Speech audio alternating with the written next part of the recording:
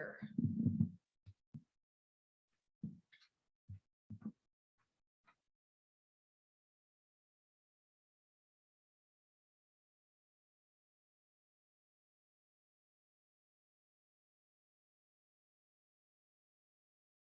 Welcome.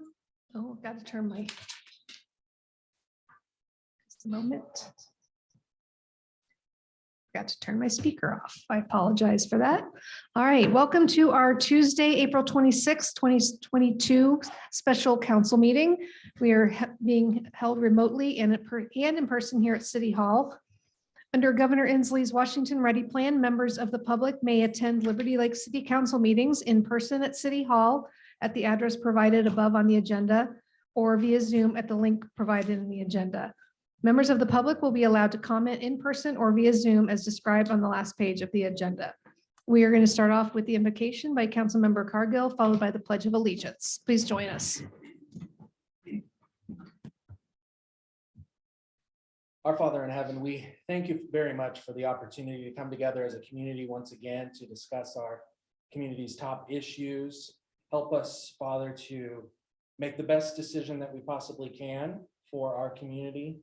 We ask you to look over all of our citizens, all of our families, all of the people in our community who help make this city great. We also ask for your blessing this evening and for all city council meetings. In your name, amen. Amen.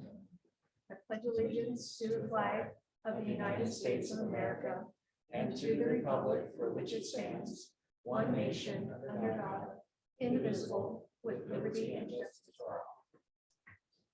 Okay, we will call the meeting to order. We'll do a quick roll call. Councilmember Cargill. Here. Councilmember Kurtz. Present. Councilmember Van Ormond. Here. Mayor Pro Tem Foyer. Here. Councilmember Baird. Here. And Councilmember Sahlberg. Here. Okay, do we have a motion to excuse Councilmember Dunn, who is out of the country for family? Motion. Okay, There you go. okay, so we have a motion to excuse Councilmember Dunn. Do we have a second? Second. Second by Councilmember Baird. Any discussion, questions? Not seeing any. All in favor, say aye. Aye. Any opposed? All right, motion passes 6-0. All right, we are on to the agenda approval. Mayor Pro Tem. Oh, I'm sorry, yeah. Can I get a motion to approve the agenda as submitted? I'll make that motion to approve the agenda as submitted. Second. We have a motion and a second by Councilmember Sahlberg. Any questions or discussion? All right, not seeing or hearing any. All in favor of approving the agenda as presented, please say aye. Aye. Any opposed? All right, motion passes 6-0. All right, we are on to citizen comments. So due to the public hearing tonight, I'm going to clarify our citizen comments tonight. So there is a public hearing, public testimony part of this hearing tonight. So I would ask that anybody wanting to make a comment with regards to the public hearing topic to hold off until the public testimony piece of our meeting tonight. That way you'll be able to hear their presentation and then comment before the council has some discussion. So if anybody has any citizen comments tonight, not having to do with what's on our agenda, we'd be happy to hear that. So you can either turn in a yellow sheet here in City Hall, or you can, if you're on Zoom, you can shoot a chat to Todd Henderson, our meeting manager, and he'll let me know that you want to make a comment. Anybody here on that? All right, Todd, anybody on Zoom? Okay, all right, so we have no citizen comments at this time, so we'll move right into our public hearing, case number LUA 2021-0006. Lisa, you're up.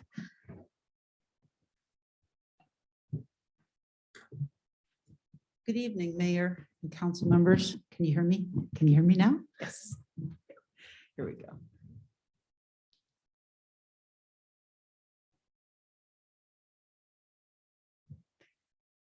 So as the mayor said, this case is a case regarding the requested comprehensive plan amendment and zone change for Meadowood Technology Campus. It's case number LUA 2021-0006. Next slide, please. So first of all, I wanted to point out the order of proceedings.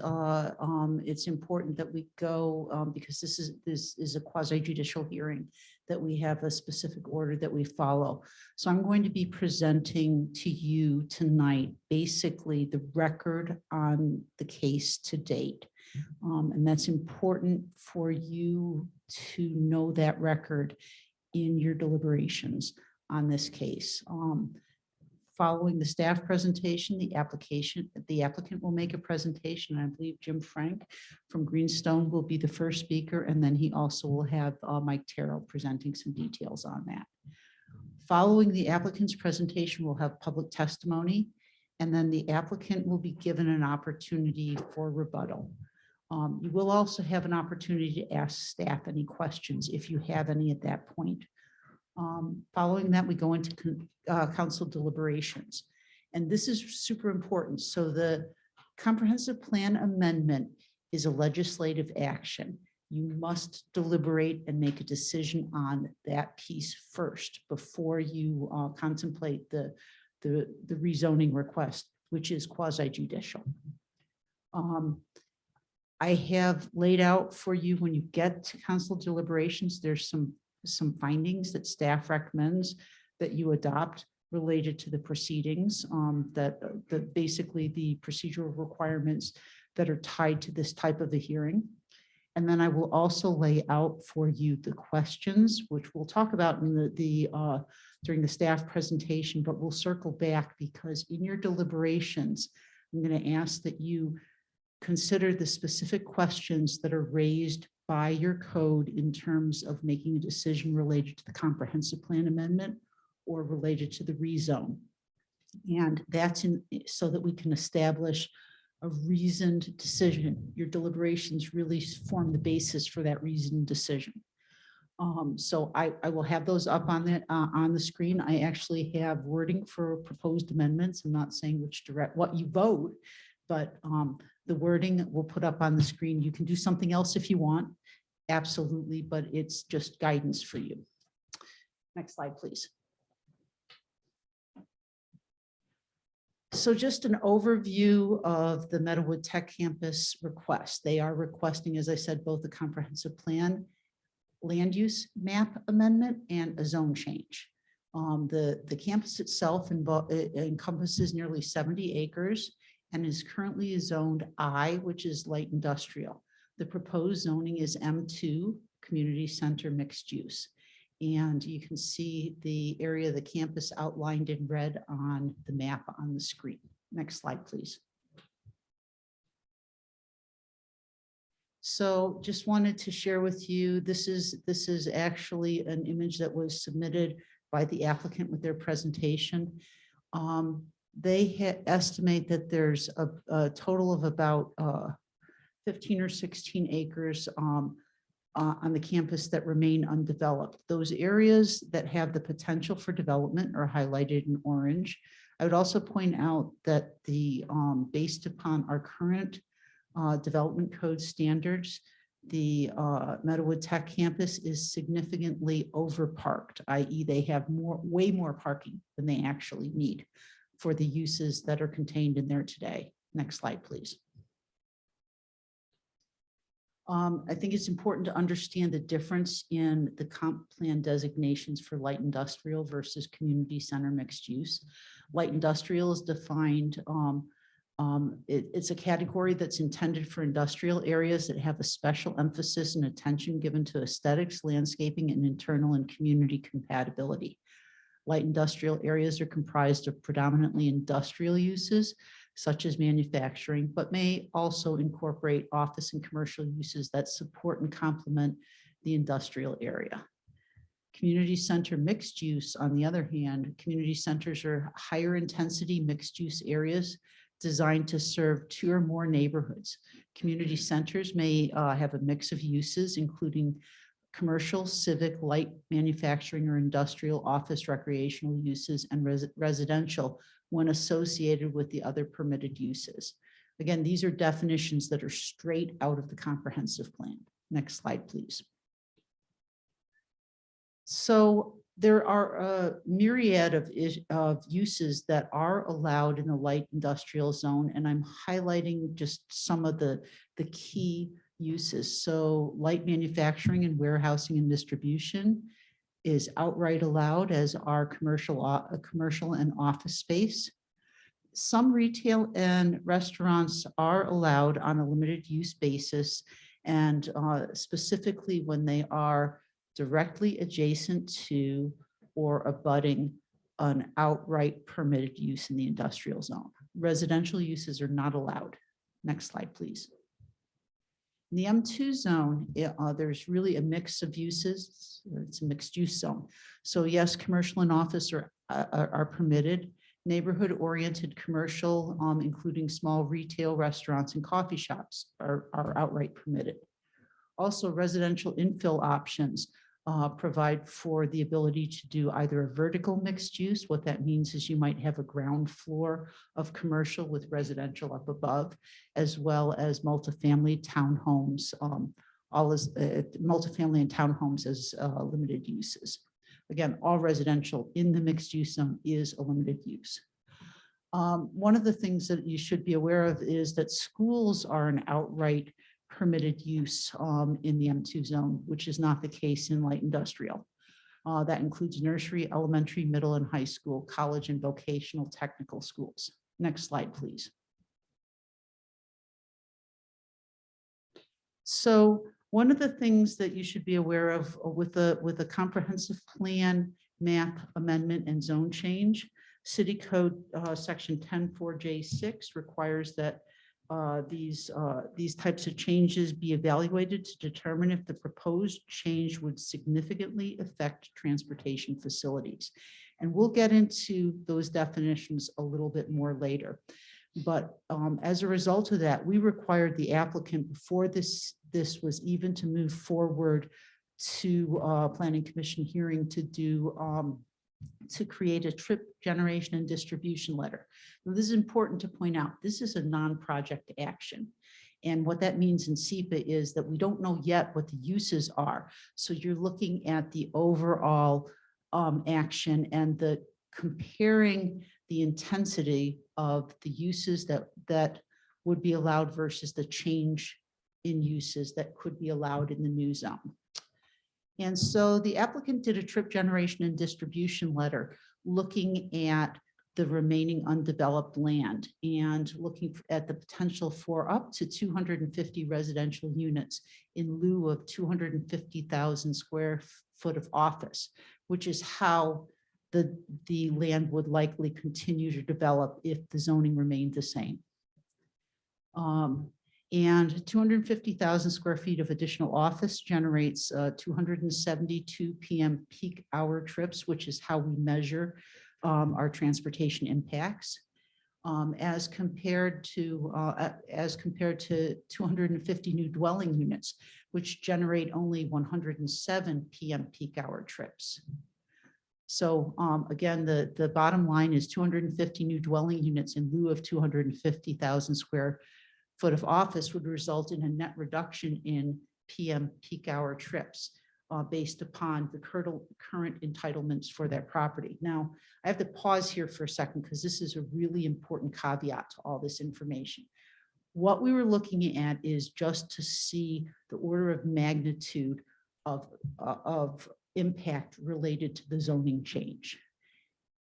Project-specific actions that may come forward, whether it's additional office space in the corporate park, or whether it's new residential or other commercial uses, would be subject to SEPA. So they'd have to do additional analysis, and they would be subject to mitigation measures if any such impacts were identified.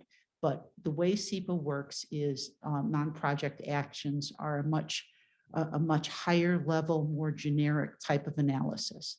Again, if they meet the threshold for SEPA, given the size of the project, the change in use even could trigger a SEPA. So again, specific developments will still have to be evaluated for their impacts. The other thing I should point out is that that the applicant has and will continue to participate in the Harvard Road voluntary mitigation fees. The other thing I would point out is that, as you all know, we have done a network analysis to look at build out in our community.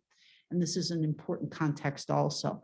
When we look at full build out, the full build out analysis assumed that Meadowood Technology Campus would build out as it is currently zoned.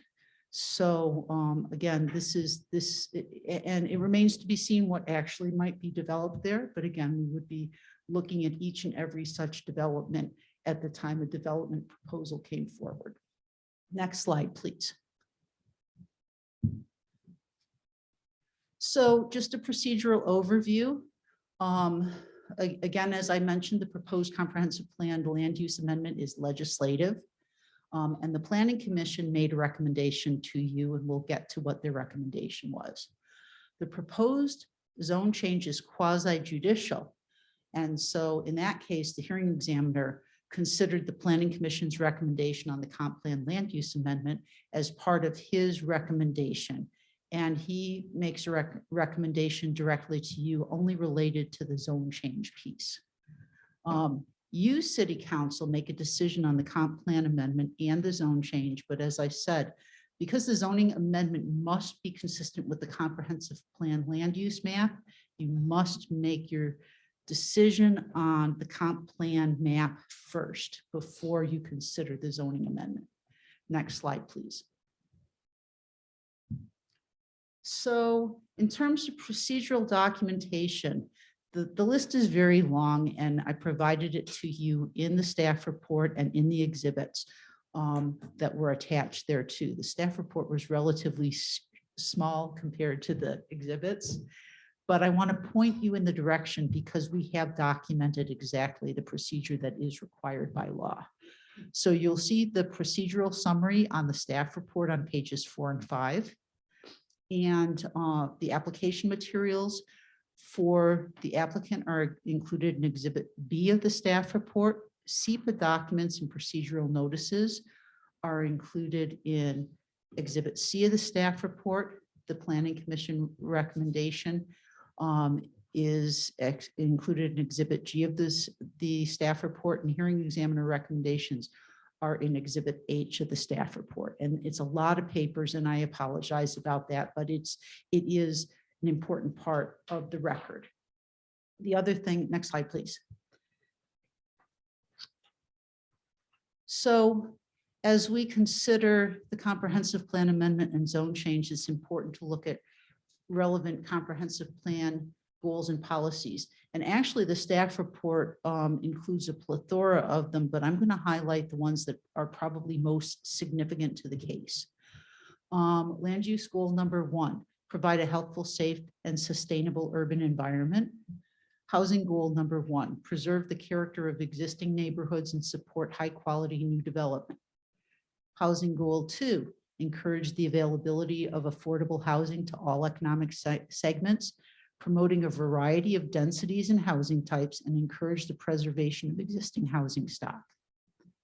Economic development goal number 1, maintain a healthy and sustainable local economy. And land use policy number 2, provide for compatible mix of housing and commercial uses in all commercial districts, neighborhood centers, community centers, and the central business district.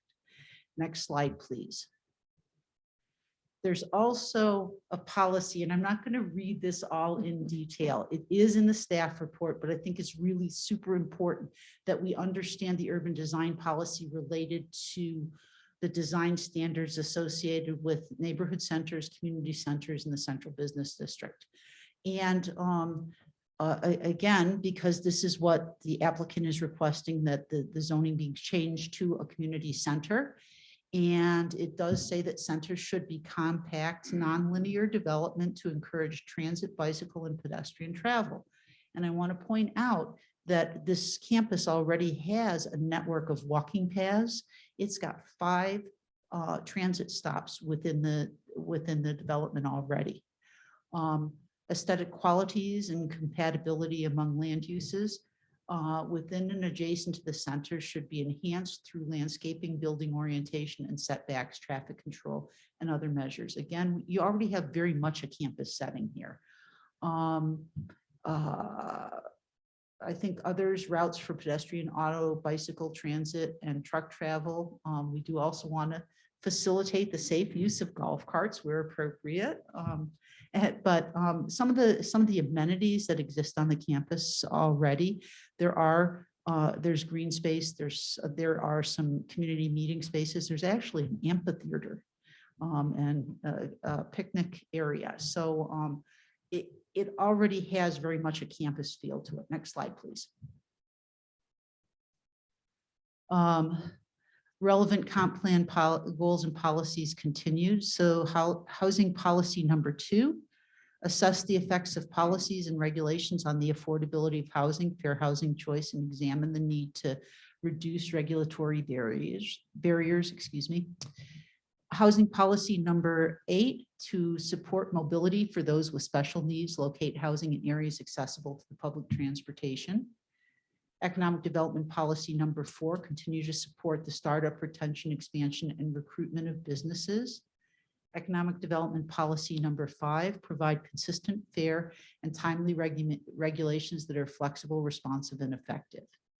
Economic development policy number 6, periodically review and update economic development techniques to provide a business climate conducive to new and startup businesses. Economic development policy number 8, to encourage development of contingency plans for the possible loss of any of the employers in the city that have a significant economic impact on the city. And economic development policy number 14, maintain an inventory of usable industrial and commercial land that is sufficient to meet projected demand and encourage marketability of the city. Next slide, please. So through the course of the notices, we did get a couple agency comments, very minor. Spokane Tribe did indicate that on a case-by-case basis, they're going to review project actions in the future to determine whether or not an archaeological survey needs to be done. We all know the answer to that question. Spokane Transit commented that the site is served by 5 bus stops and asked that any changes to stops or sidewalks in the vicinity of those stops be coordinated with the agency. Very minor comments. Next slide, please. As for public comments, and these, by the way, I want to point out that a complete set of public comments are included in Exhibit E of the packet. And we did receive 2 sets of comments after the staff report was prepared. You have copies of them on your stand. They include a summary in this. We will append them to Appendix E for the record of this case. And you all have copies in front of you. So we had a number of comments. Mei Ling and Raymond Bell indicated that they were opposed to zone change due to concerns regarding traffic and a desire to see multifamily residential in the vicinity of a single-family zoned neighborhood. Kyla Scott requested denial based on the opinion that that industrial already allows retail. Liberty Lake is small and residential zones are already within walking distance if rezoned. And the city has no ability to stop high density residential development and questions the number of residential units that could be located on the property if the request was approved. Rick Seiler does not support the request because the proposed change would allow apartments to be built. Occupancy on campus would not necessarily be for workers. Current zoning allows for retail and restaurants on the campus. Mark Rubin also indicated that he was uncomfortable in granting a blank check that could result in dense apartment condos, small retail businesses, tight streets, and limited parking, likely to result in an increase in traffic and crime. Ron Gray indicated that had questions of the applicant. What's the impact of the zone change on future business development? Is there adequate opportunities for future growth if approved? And how to ensure development will be used by local employees? Next slide, please. we have a few more comments that written comments that were received from Sean and Mimna and Joanne Surfer. And I apologize if I'm massacring names. They objected to the potential for apartments, stating that Greenstone or any other developer of the site should be responsible for all infrastructure and traffic upgrades. Greg Cronin also commented that he suggested that the applicant should provide specifics to include drafted plans, sketches, details, and specifics as conditions of a zone change approval. Tom Sahlberg expressed concerns about the lack of specificity about where and how many single-family and multifamily residential units are planned for the area, and the lack of a detailed map of amenities and roads. Questions how the proposal would support leading-edge technology in a progressive business environment that will help lead us to a financially secure community. And that statement was directly from the comp plan vision statement. Kayla Scott indicated that existing I already allows for retail and restaurants. This is in her new submittal, and I didn't realize that it was the same submittal as the old one. So it is pretty much the same comment that you heard earlier. And Drew Morrison, zone changes should only be approved if they benefit the people of Liberty Lake. This proposal benefits the developer, not the people of Liberty Lake. So those are just kind of a summary of the comments that we received. Next slide, please. We also heard public testimony at the Planning Commission hearing. Again, Greg Cronin inquired whether low-income housing was allowed in this area. And obviously there are no restrictions on income levels of housing for housing. Haley Stewart inquired whether there would be any changes to current access points. Greenstone responded stating that they don't have any intentions of adding additional entrance points at this time. And again, that traffic analysis would be required at the time of each specific project application. Tom Sahlberg commented in opposition to the amendment, stating that he agreed with Commissioner Seiler's view that the Liberty Lake is not Kendall Yards, and he believes that this change is to benefit the developer, not to benefit Liberty Lake. Ron Gray testified that that first of all, he was a non-city resident, but he just inquired whether this change would take away opportunities for light industrial. And Rich Mays also asked if the allowed uses in M2 are published somewhere, and we gave him the link to the city website. Next slide, please. At the hearing examiner's hearing, we only had testimony from 3 people. Greg Cronin simply referenced his written comments. Tom Sahlberg testified that conditioning approval on a developer agreement limiting the development to 250 residential units and 5 commercial units would make the proposal much more palatable to the public. And Marilyn Vandegrift indicated that she thought the proposal was ironic, given that recent development proposals within the city demonstrate the need for more industrial space. Next slide, please. So here's the Planning Commission findings that the required SEPA review has been completed on the proposed amendment. All public agency notice requirements were met and accomplished in a timely manner. The public was provided the opportunity for early and continuous participation, as you can see from the extent of comments, some of which were the same people participating over and over again. The public had the opportunity to submit written comments and testify at a public hearing before the Planning Commission and the hearing examiner. Or well, these are the Planning Commission findings. Next slide, please. So here's the criteria that they have to consider, and so comprehensive plan amendments do have some guidance, but comprehensive plan map amendments do not. But these were the questions that were posed for their consideration. And some of them are kind of critical. Is the proposed amendment consistent with comprehensive plan goals and policies? Has a change in economic, technological, or land use conditions occurred to warrant the proposed amendment? Will the proposed amendment be compatible with adjacent land uses, or are there mitigations that make the proposed amendments compatible with the surrounding land use? Will the proposed amendment negatively impact transportation facilities? If so, can those impacts be mitigated? And is the proposed amendment detrimental to the public good? Is the proposed amendment in the public interest? Next slide, please. So here's a summary of Planning Commission's deliberations regarding the consistency with comprehensive plan goals and policies. Several commissioners felt that the proposed amendment was consistent with the comprehensive plan regarding diversity of housing, mixed use, and economic development policies. Regarding changes in economic, technological, or land use condition, commissioners acknowledge that COVID-19 has resulted in changes to the workforce and the economy with a potential impact on call centers and similar types of industries as a result of more remote work opportunities and less investment in brick and mortar offices. Next slide, please. They also discussed the compatibility with adjacent land uses and whether or not there were mitigations that make the proposed amendments compatible.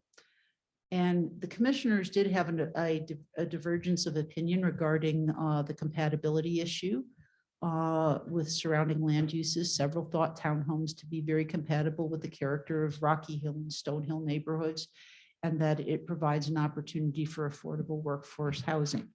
Others indicated a concern regarding compatibility with the property surrounded on nearly all sides by light industrial zoned properties.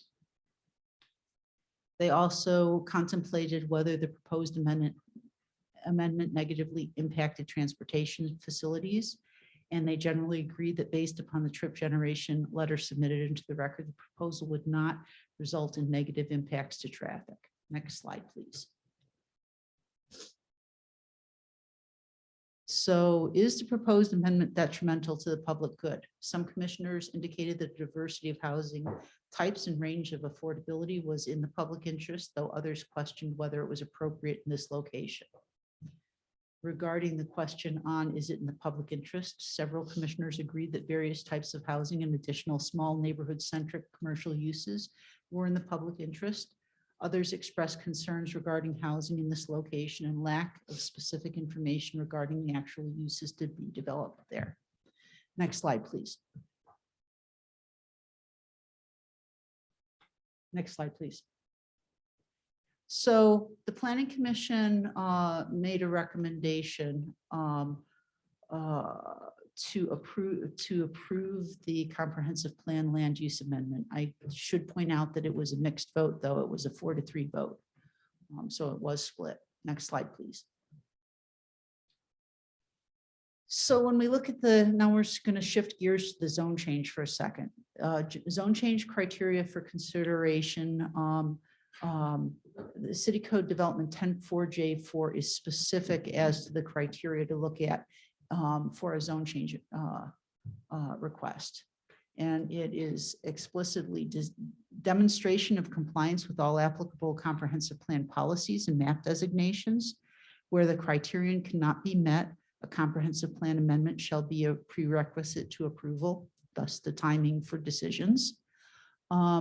Demonstration of compliance with applicable standards and criteria of this code and other implementing ordinances, and evidence of change in the neighborhood or community or community or inconsistency in the comprehensive plan or zoning district map regarding the property which is subject to the application.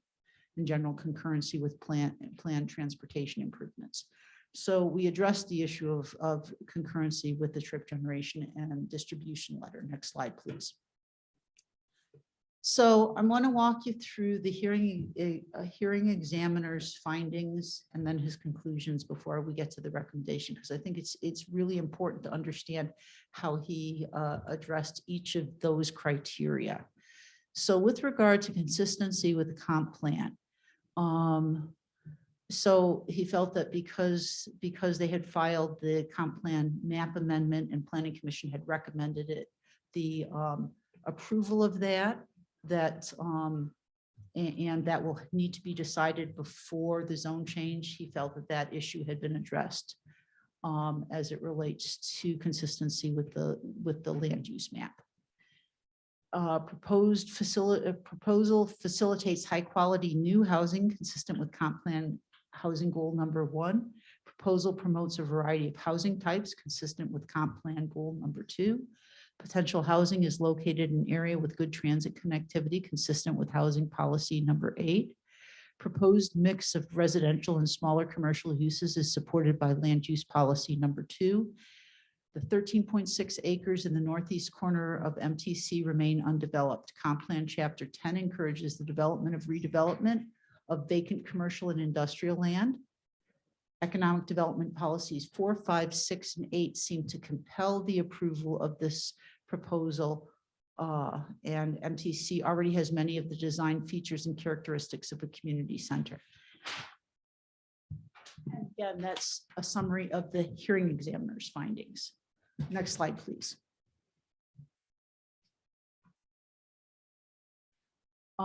With regard to standards related to consistency with, or the consistency with standards in the development code, because the proposal is for a rezone with no specific development proposal, i.e. a non-project action, there's no specific development standards that apply at this time. Only criteria that would apply for the rezone are the criteria from City Development Code 10.4J3B, which again, the criteria that I laid out for you before we started into this discussion of the zone change. Future development proposals will be subject to specific development standards and design criteria applicable to those specific development proposals at the time of development. So SEPA was completed on the non-project action with a determination of non-significance. Further SEPA review will be required at the time of specific development proposals, which are considered project actions, and any impacts will need to be addressed at the project stage before such a project could be approved, and that the standards for non-project rezone have been satisfied. Next slide, please. The HE also made findings regarding the change of conditions in the neighborhood or community, and he indicated that specifically the development code does provide that a recommendation for quasi-judicial amendment shall be based in part on evidence of a change in the neighborhood or community. And there is no evidence of mistake or inconsistency in the comp plan, but a change in large technological or technology campuses has certainly occurred. Testimony indicated that changes are needed if MTC is to remain viable in the future, and the HE concluded that changing conditions warranted approval of the proposed rezone. Next slide, please. Regarding the rezone impact on transportation, again, the impacts are defined in City Development Code 10.4J6A related to transportation.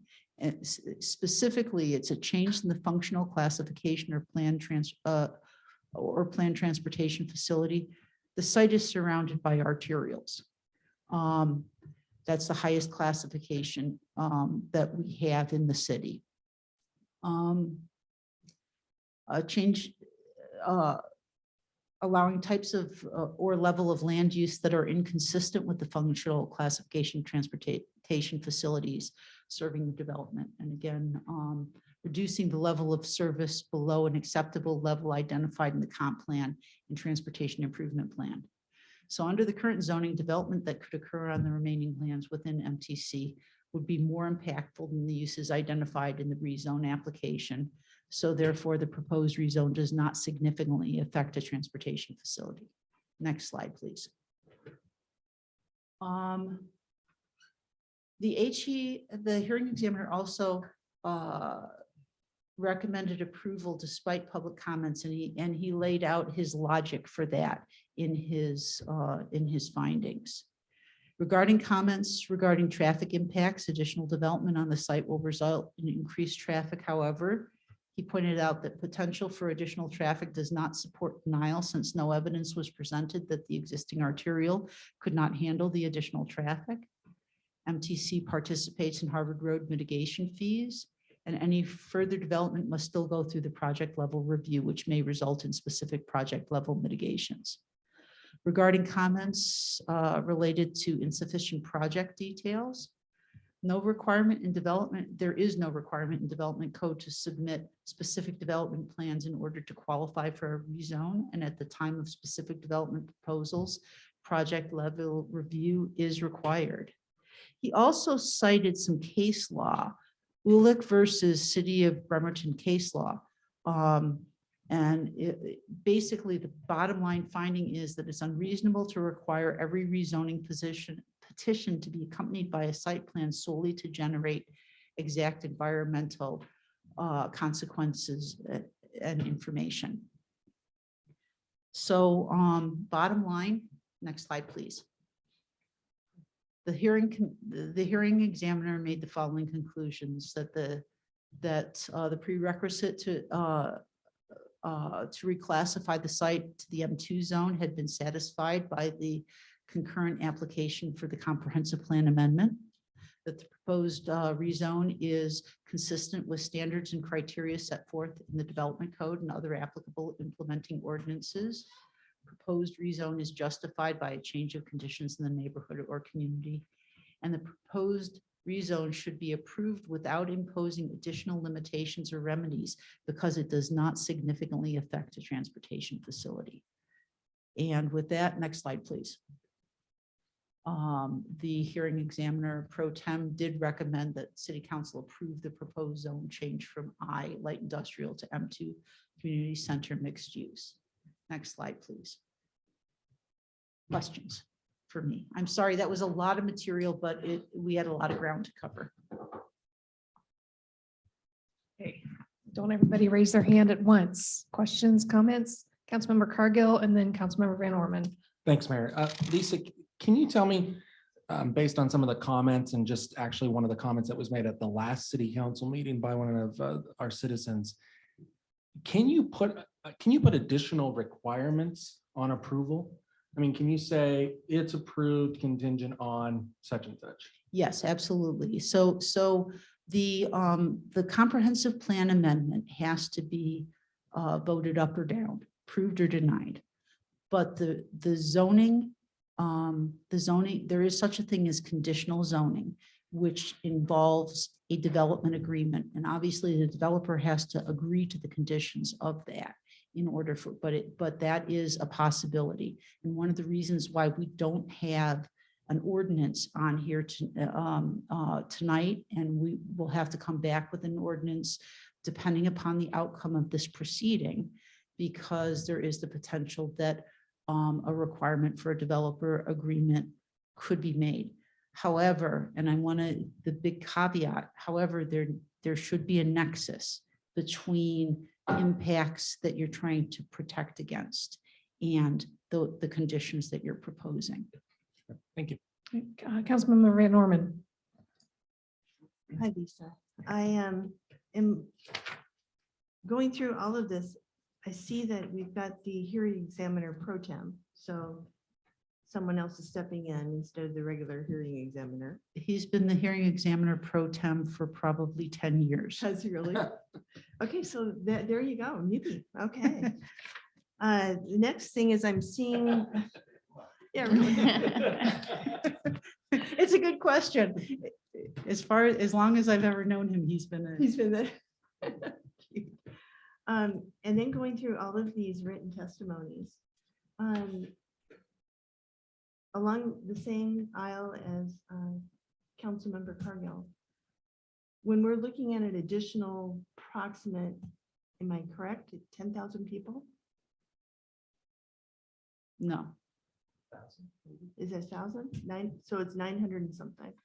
So if we're talking about 250 units, and again, it depends on the type of units that they are, but the average household in an apartment is less than 2 persons per unit. So it would be less than 500 people. So less than 500. And we've already got traffic mitigated and transportation from STA. 5 different stops. Okay, And again, again, in looking at the rezone, you kind of have to weigh the property, the developer has a right to develop his property. And whether he develops it in a light industrial use, you have to compare the traffic impacts associated with that versus the residential. And it actually, again, it's actually less. The thing I will say, though, is even with the industrial, we considered the industrial use in our build out analysis for the network. Councilmember Baird and then Councilmember Kurtz. Regarding the trip generation study, if memory serves correct, that was using pre-COVID occupancy and capacity. Is that accurate when looking at the current light industrial trips? Not current occupancy or average? Yeah, so it would be based upon the general International Transportation Engineers Trip Generation Manual. So yes, all those studies were pre-COVID. The other thing that I will say, though, is that and you'll hear testimony from the applicant as to what happens when all those employees aren't coming to those offices. And so there is the potential to lose those leases and reuse those facilities in a different, more intensive way. So just because the users today are not necessarily going to be on the road, presumably the land will be used such that other users will be on the road. Correct. Thank you. Councilmember Kurtz. Lisa, I think one of the, some of the language that I saw in the M2 zone said that there are residential fill-in options for multifamily and townhomes as a limited use. Can you describe what limited use is? Yes, I can. So the limited use, the standard is basically that there has to be 1-to-1 square footage commercial to residential. Okay.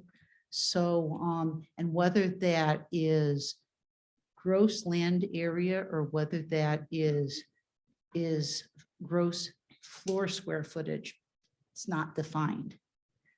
It's not defined in the code. So the applicant has to demonstrate how they're meeting that requirement of 1-to-1. Thank you. We haven't heard from Councilmember Solberg or Mayor Pro Tem. No, thanks. I'll wait until the applicant testifies. Yeah, I have a couple of questions at that point as well, but I do have a couple of questions for Lisa if I can. I'll start with the easy ones.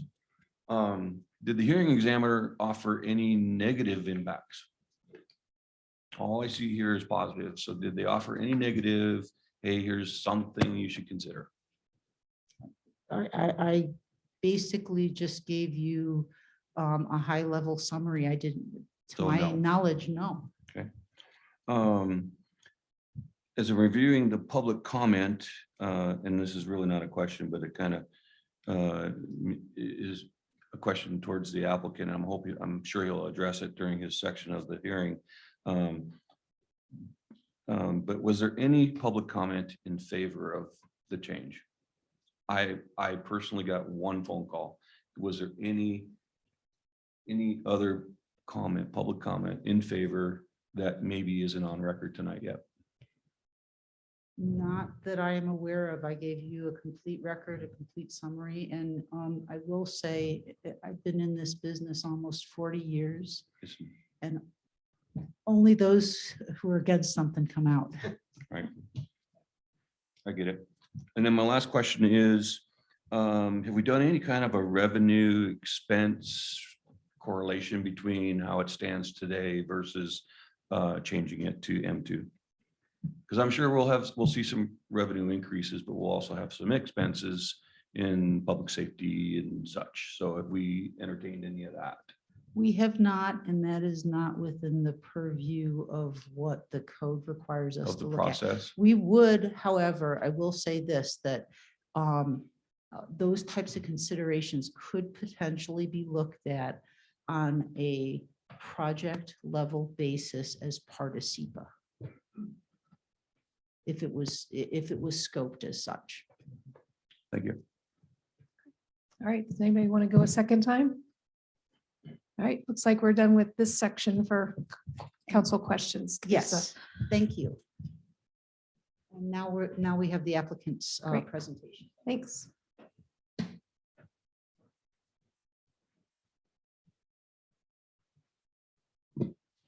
Madam Mayor, Welcome. thank you, members of council.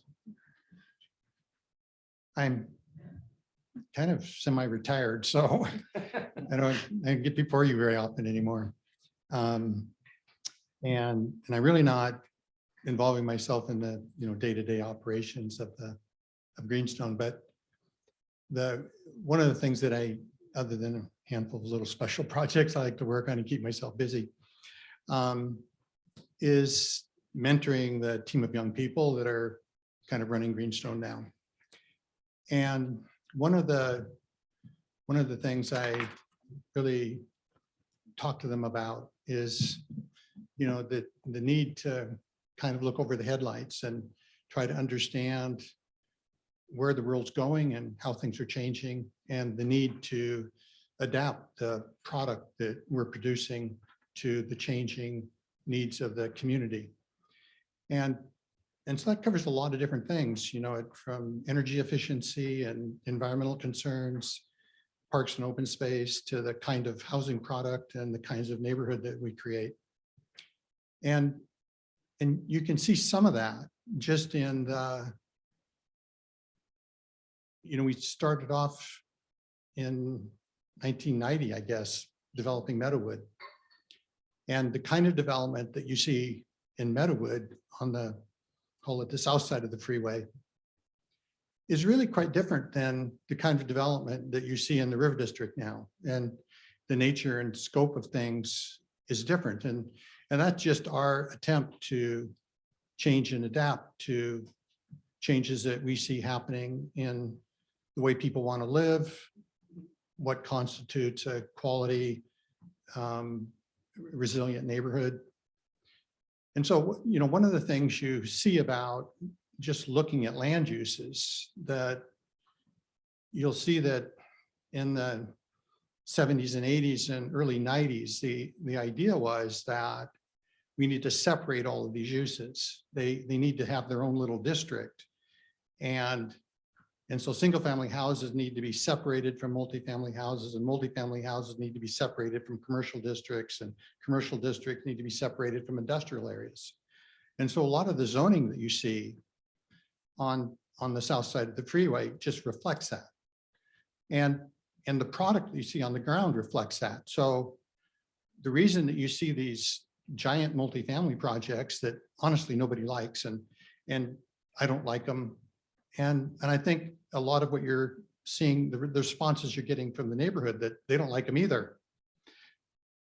But it's the way we did things. In those days, you built all the multifamily projects were these big giant multifamily projects because it all had to be built in one district. They couldn't be small. They couldn't be finely integrated into neighborhoods. And so that's what you're seeing. But as you go to the other side of the freeway, you start to see something quite different. And you see uses more finely integrated into the neighborhood. So there you see, small little multifamily projects like Orchard Lofts, I think we call it, is like 40 or 50 units. And then you see small multifamily and townhouse integrated on the street with single family houses and cottages. So the range of product is much wider. That product is integrated in a more fine way into the neighborhood. And then you see amenities and services integrated in a walkable manner within the neighborhood. It's not that the south side of the freeway is not walkable, because we have this fantastic, pedestrian trail system and park system. But services, if you define walking distance as I do, that a walkable service or feature needs to be within a quarter of a mile of where you live, then the vast majority of the single-family neighborhoods on the south side of the freeway don't have walkable services. They don't have services within 1/4 mile of where they live. And so there's more of a dependency on automobile traffic in those kind of environments, because you just have, if you want to go someplace, you have to drive there. What you're going to see on the north side of the freeway is something quite different. And you're going to see a much finer integration of all of those uses together. So that's what I mean when I talk to them about the need to, adapt to the kind of product that we produce today. It's quite different. And what we're trying to do with the Meadowood campus here is that kind of adaptation. We're trying to adapt to changes that are taking place in the marketplace about how people want to work and how they want to live. And I mean, it wasn't that, the changes have been so dramatic over such a short period of time. And it's not that these changes weren't happening, because they were happening anyway. COVID accelerated them. If you go to the next slide, please. I want you to understand the motivation behind what we're trying to do, and really the message that I try to send to the people that are running our company now. So this is the, this is the office campus. That's what Meadowood was developed as over the past 20 years, but that is very outdated today. And it's not that it doesn't look beautiful. It's not that it didn't work in its day, but today it doesn't work. And so on this campus, for example, Liberty Mutual, which occupied about 200,000 square feet of space, is reducing their occupancy to 60,000 square feet with the same number of employees. They are not leaving Spokane. They're not reducing the number of employees. They're just going to a different employment model, which I'll get to in a second. Comcast made the decision, they were in 80,000 square feet. They made a decision to relocate someplace else. And they're relocating their staff to Denver. And they're relocating them to an environment that they think is more conducive to hiring and retaining their employees. Because the employees today have a lot more to say about the kind of work environment that they have than employees did 10 years ago. 10 years ago, you did what your employer asked you to do. Today, if you don't want to do what your employer tells you to do, you just say, fine, I'm just going to go work for somebody else. And so the great resignation that, you hear that term, the great resignation, it's just people taking control of their own life, their own family life, and their own work life, and deciding, where do I want to work? And under what circumstances do I want to work? So if you could go to the next slide, please. So we talk about, the future of work. And so companies right now are like reimagining what is the workplace? What do my employees want? What kind of an environment do they want to work in? And like I say, a lot of these things were happening before. You saw some people working from home and so forth, but COVID took that and accelerated it 5 or 10 years. Companies are looking at, how do I adapt my business model to this new work environment? Like how, where, when do people work? Where do they want to work? And so that's one of the things you see Liberty Mutual doing, for example. They're changing their whole work environment. They're running that 65,000 square feet that they have is being operated as essentially a hotel. So I'm going to come into the office. Do I need a conference room? Do I need a training room? Do I need a teamwork room? Do I need a small cubicle for myself to work in? just in the same way that you go to a hotel and say, do I want a twin bed or a double bed or a king bed or the presidential suite? And they check in, they order what kind of room they want, and they reserve it. And then they come into work. And that's kind of, now, every business is going to be a little bit different, but all of them are adapting the way they work. No longer will you have a space where the pictures of your family are on your desk, and you come in every day, you commute for 30 minutes, you come in every day, you work there for 8 hours, and then you leave. Not going to happen anymore.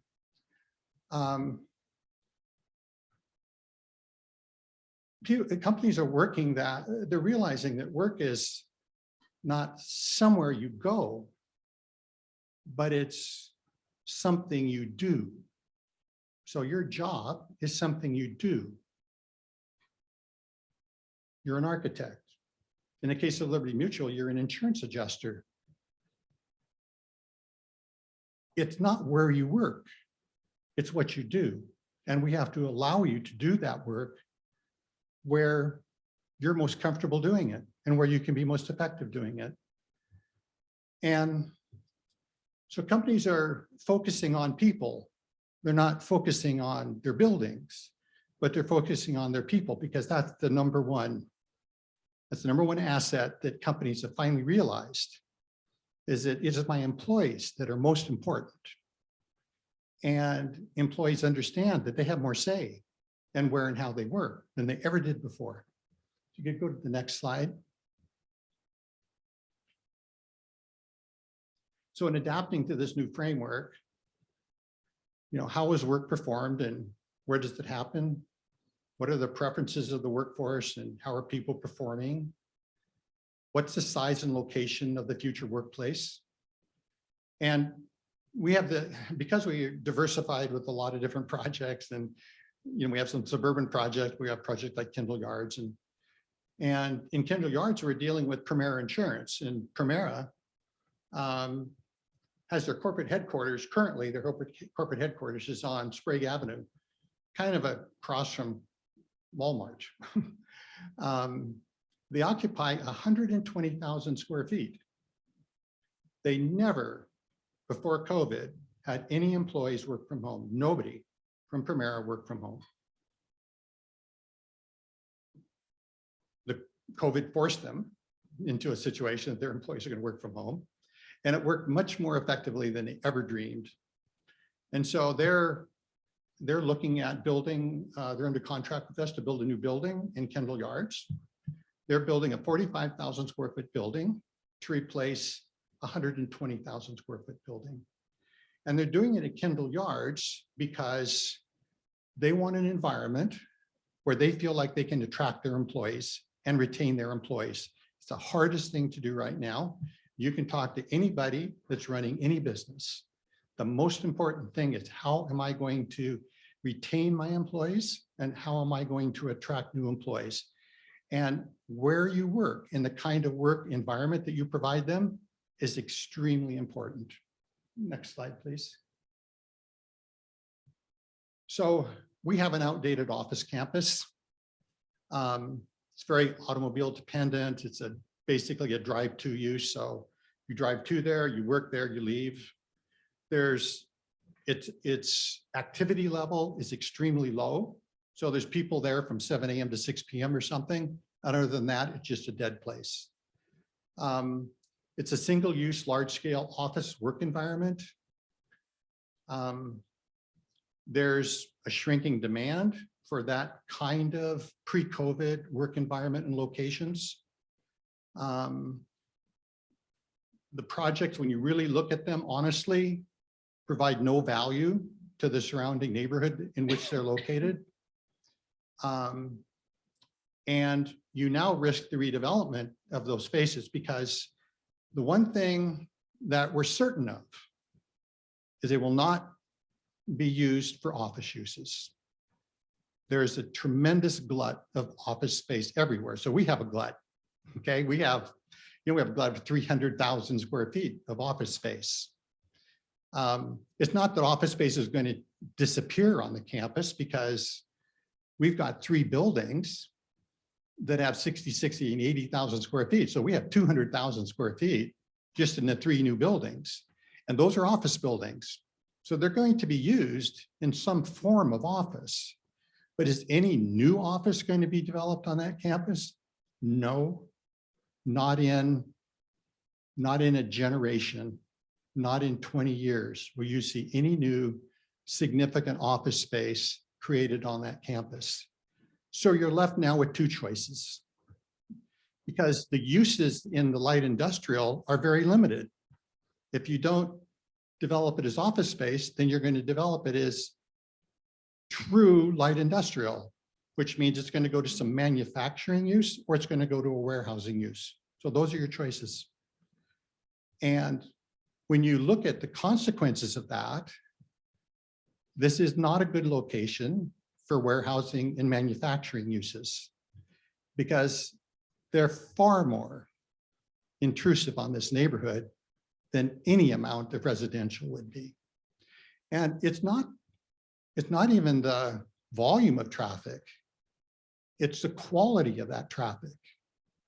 Because it isn't going to be cars, it's going to be trucks. I mean, you could have a UPS delivery situation.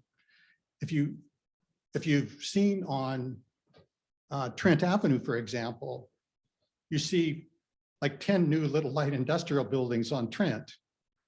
And they're these ticky-tacky little buildings that have outdoor storage areas. And they've got 25-foot solid walls, no windows. So you're going to see a metal frame building 2 stories tall. You're going to see a concrete tilt-up wall with no windows in it. Those are the kind of buildings that go with manufacturing and warehousing.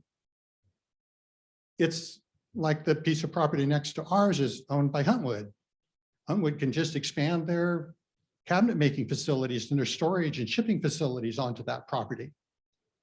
Is that a better use? Is that a better use than looking at some mixed use environment? And so all we're trying to do here is we're trying to widen that range of uses that are possible on that property away from manufacturing and warehousing to a wider range of uses. Now, we don't know today what those uses are going to be. You know, we're working with a young man. I'm 70, he's younger than me, so. But we're working with someone that wants to put a school on the site. So that's one of the wider range of uses that's possible in the mixed use, but it's not possible in light industrial. Residential is one of the uses that's possible, but so are a lot of other retail and commercial uses that enable a wider range of use on the site than manufacturing and warehousing, because that's the choice you make here. So if you go to the next slide, please. So employees now, they're gravitating towards places that are a blend of work, live and work and play, mixed use environments, connected to bike trails and walking trails and so forth. So that's what young people are looking for when they're looking for a place to work, because they get to choose where they want to work. That's why Premera chose something like Kendall Yards, because it's a more active, interesting environment. The next slide, please. And so I think I've covered this really. What we're trying to do here with this proposal is just adapting to the future of work, adapting to the range of uses that can take place on this neighborhood, on this project, and hopefully do it in a way that's going to add value, not only to the campus itself, but it adds value to the neighborhood that's surrounding it. So if, for example, we could do a coffee shop on Mission, that coffee shop, in my view, adds a lot of value to the existing neighborhood that's south of it. Because now there's a place where people can gather. There's a place where you can say, hey, let's meet and go have a cup of coffee. It's where moms can meet after they drop kids off for school. So it adds value that doesn't exist today for that neighborhood, because if they want a good cup of coffee, they somehow have to get down to Starbucks. And Maybe they can ride their bike and maybe they can walk their strollers down there, but most people are driving down there. So the next slide, please. So the second thing I want to do here today is give you some idea of the kind of development that would be there. And I appreciate that up to this point in time, we've not shared anything because we don't really know. You know, we're trying to change the envelope within which we can develop, but we're not actually developing it right now. It's going to be developed over the next 10 years. But I can give you some idea of what these buildings might look like. And these are from other projects that we've done that they describe the character of what we're trying to do. So this is a building that has retail uses on the ground floor. So Pogo is like a little restaurant or coffee shop or something. And that ground floor retail uses extend on the entire ground floor of that building. And then the upper two floors are residential. So you're building, so again, here you're mixing, you're not having a commercial district and a residential district, you're actually mixing them in the same building. And we've done a lot of this in Kendall Yards. You're going to see buildings like this in the River District. We have some under construction in the River District where you'll see buildings like this. And so this is a residential over retail building. It's kind of what it looks like. These would be focused, if we built these buildings, they would be focused on the perimeter of the site. So they would be focused, say, on Mission or Moulter perimeter. And because you want them to be walkable, you want people coming down the path or the sidewalk and then seeing the store, having a coffee shop, a patio that's in front of the building. So that's the character, and in not too different than the commercial district that's in River District, except that this has residential built over it, where those are they're just retail buildings. So the next slide, please. So this shows kind of a small office retail kind of complex that might be done, smaller scale. So again, this would be located on the perimeter. This is an example of a building that we've designed. It has a small little office, like maybe an architect's office or something, retail next to it, walkable, street fronting. But it's the kind of scale that I think you'd see that we'd plan if you did a small little office retail kind of a building. The next slide, please. This is a small little retail grouping of 2 or 3 businesses. So this would be very similar to what you see at Indiana and Harvest Parkway. The next slide, please. And then these are small little 2-story townhouses, could be apartments, could be townhouses, could be condominiums, but it shows the massing and scale of what those buildings would look like. And these buildings here happen to be the buildings that we're using at the Orchard Park lofts there. These are the buildings. So if you've driven by there by the junior high, you know what those look like. So that's trying to give you a sense of the kind of development that would occur on the site. So those big buildings are still going to be there, but we're trying to change the character of the balance of the campus on the undeveloped land and on some of the parking areas that are completely excess, because Comcast, for example, had a parking ratio of over 7 parking spaces per 1,000 square feet of office space. And that's because in 1,000 square feet of office space, they were putting 7 employees.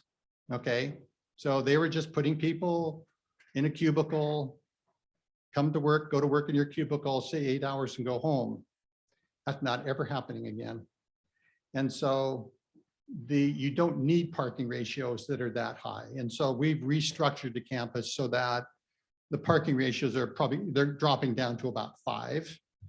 5 is probably too much, but just to make sure that we're not creating street parking issues or anything, we're being conservative about the amount, but there's still 20 or 30% of the parking areas that are on that campus are just totally excess. Next slide, please. So the next thing, and the final thing really that I'd like to address is this whole issue of multifamily. And I think there's so much misunderstanding and misinformation around multifamily. And it's unfortunate, really. Stuff gets on Facebook and then it starts circulating on Facebook. And if it's on Facebook, it must be true. And so, but I want to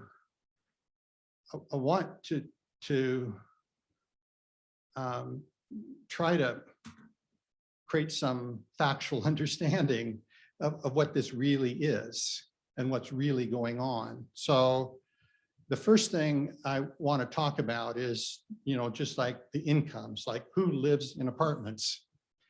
And obviously there's a lot of different apartments, and you can look at a low income subsidized housing project, and you can look at the kind of stuff we're building at Liberty Lake, and they're not the same.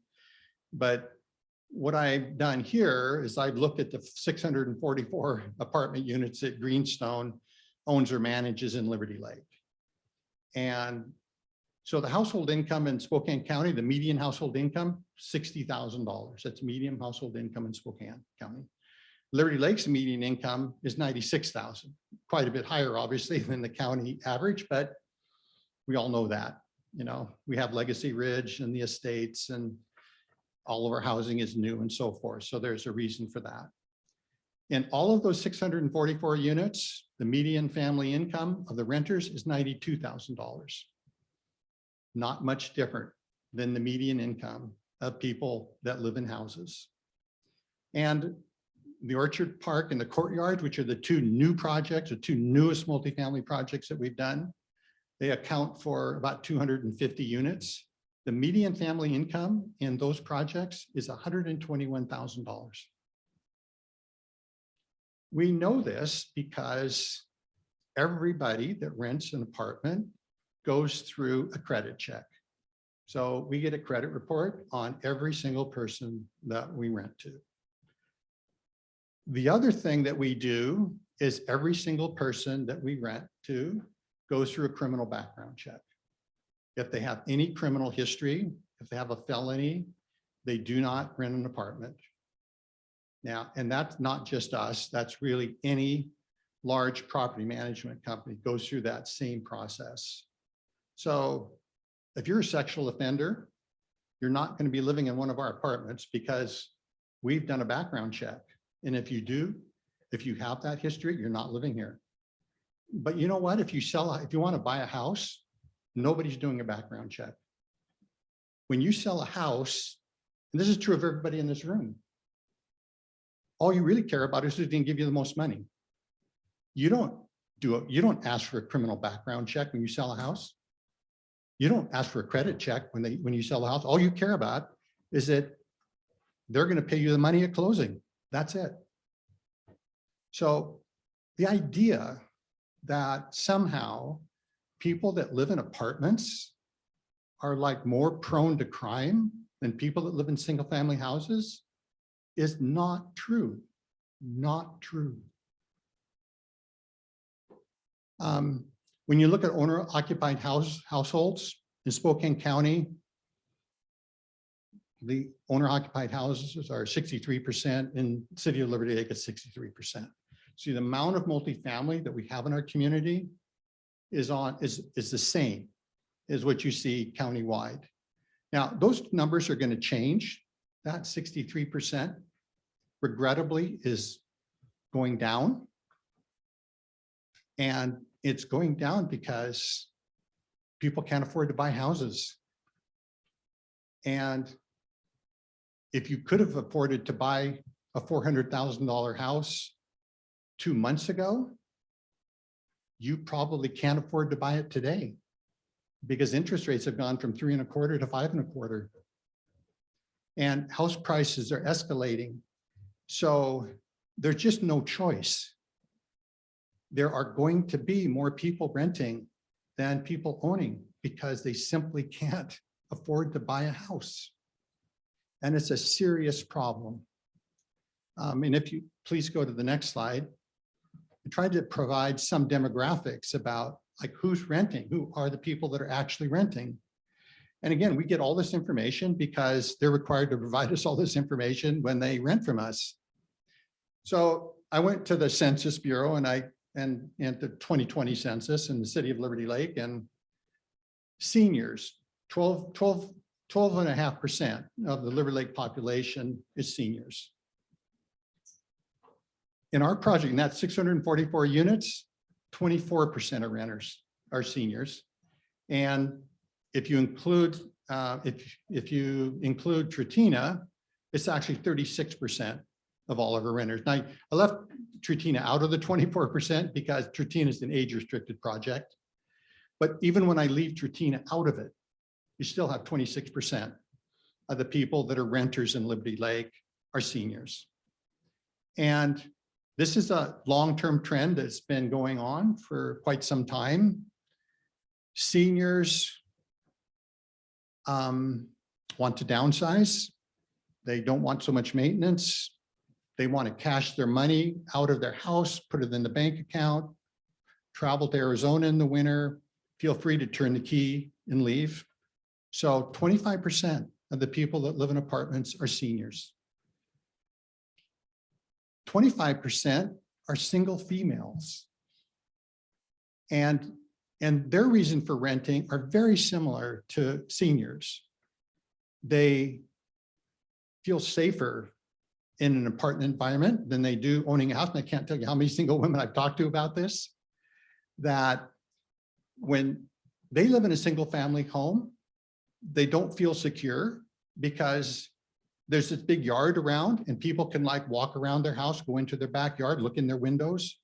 And that doesn't happen when you're in an apartment project and there's no more people around you, and they just feel safer in that environment. Plus, they don't have the responsibility of maintaining the yard and maintaining the house and all that goes with it. So because of that, in the city of Liberty Lake, the single female population is about 18%, but our renters, single female population, 26%. So there's a preference for single females to be renters, and some of it probably economic as well, but half of the renters are single females, half of them are seniors. The rest of them are young professional families, because the number of households that have children is low. It's 15% have children. 45% of the households in Liberty Lake have children. So that's significant because the rental communities then don't place pressure on the schools in the school system. So they provide housing for young families that are trying to accumulate enough resources to buy a house. They provide housing for single females. They provide housing for seniors, but they don't generate a lot of burden on the school system. So these are numbers that I don't think most people understand. So when they complain about multifamily, they complain about traffic from multifamily. They don't understand that it generates less traffic. They don't understand that we do criminal background checks on everybody that moves in. They don't understand the nature of the people that actually today live in apartments. And you have to understand this to understand the important need. Now, the way we built multifamily, as I started off, does not help, because people see the giant multifamily projects and then they see all the people coming out of the driveway of 200 units, and they don't realize why that's happening. And they don't understand that it was actually our development code that forced that. Because until we did the SAP plan for River District, there was no other choice. But the SAP plan that Liberty Lake has and the and really the progressive nature of the code that you have enables those uses to be integrated in a finer scale within a community. And I can tell you that we get more money for houses that we sell in River District than we do in Rocky Hill. People pay us more to live in the same house in River District than they do in Rocky Hill. So people appreciate what they're seeing. They may not totally understand everything, but they can see that there's townhouses on the street. They can see that there's small cottage houses. They can see that there's retail on the corner. But at the end of the day, that's a neighborhood that they feel comfortable in and that they want. So I think that's my last slide. Oh, yeah, I was going to talk about some conditions that I thought we can live with and ones that I think we try to address the concerns that were raised by the people that commented. So the first thing I'd say is that we would reduce the freestanding multifamily units that we would build in the project. We reduce all those to 2 stories. So we think 2 stories is the right building height for this particular area. We don't see any reason. We're not trying to get density. So by limiting it to 2 stories, you basically significantly reduce the density. And it creates a product that we think is more compatible with what the kind of neighborhood that we want to create within the campus. And we think that it better suits the massing and scale of the uses that are across the street. So limiting those uses to 2 stories. Now, this is complicated, and I want to make a statement here that when I say those residential units, I'm talking about freestanding residential units. If we do 1 or 2 buildings that have residential over retail, then we really want to be able to do 2 stories of residential over retail. That's going to be a very small number of buildings, but those buildings only really, they work best if there's 2 stories of retail over the residential. And so freestanding residential limited to 2 stories. If there happens to be a mixed use building, then there'd be 2 stories of residential over 1 floor of retail. Then we also want to say that we're willing to not have any freestanding residential unit development along the Mission frontage from the main entrance into the project, east past the entrance into Comcast and all the way to the property line. So it's at 2/3 of the property on Mission going south. We wouldn't have any freestanding residential development there. So there could be, a building with residential over retail, but that frontage would be used, that area there would be used for small office, small retail, or residential over retail. So there'd be no freestanding residential there. And we think that that frontage is best used for that purpose. It really helps create that nice neighborhood feel of neighborhood services adjacent to the street with patios in front and that kind of thing, which we think will be really inviting to the neighborhood. And then if there's any larger freestanding residential developed, it would either happen back in the northeast corner, back against Huntwood, or it would happen on the Moulter frontage, on that big portion of parking lot that's out towards Moulter. And so the focus of that would be more to Moulter and the other commercial uses and not so much, visibility to the neighborhood. So in trying to address that compatibility issue, trying to address some of the questions about the nature and scope of the development, the massing of the buildings and so forth, we think that these are 2 conditions that are acceptable to us and that would respond to the concerns that were raised by the neighborhood. So with that, I'll conclude, and then I'm happy to answer any questions right now. And then Mike was going to come up and just be pretty brief with what he wanted to say. Or do you want to go first, Mike? Okay.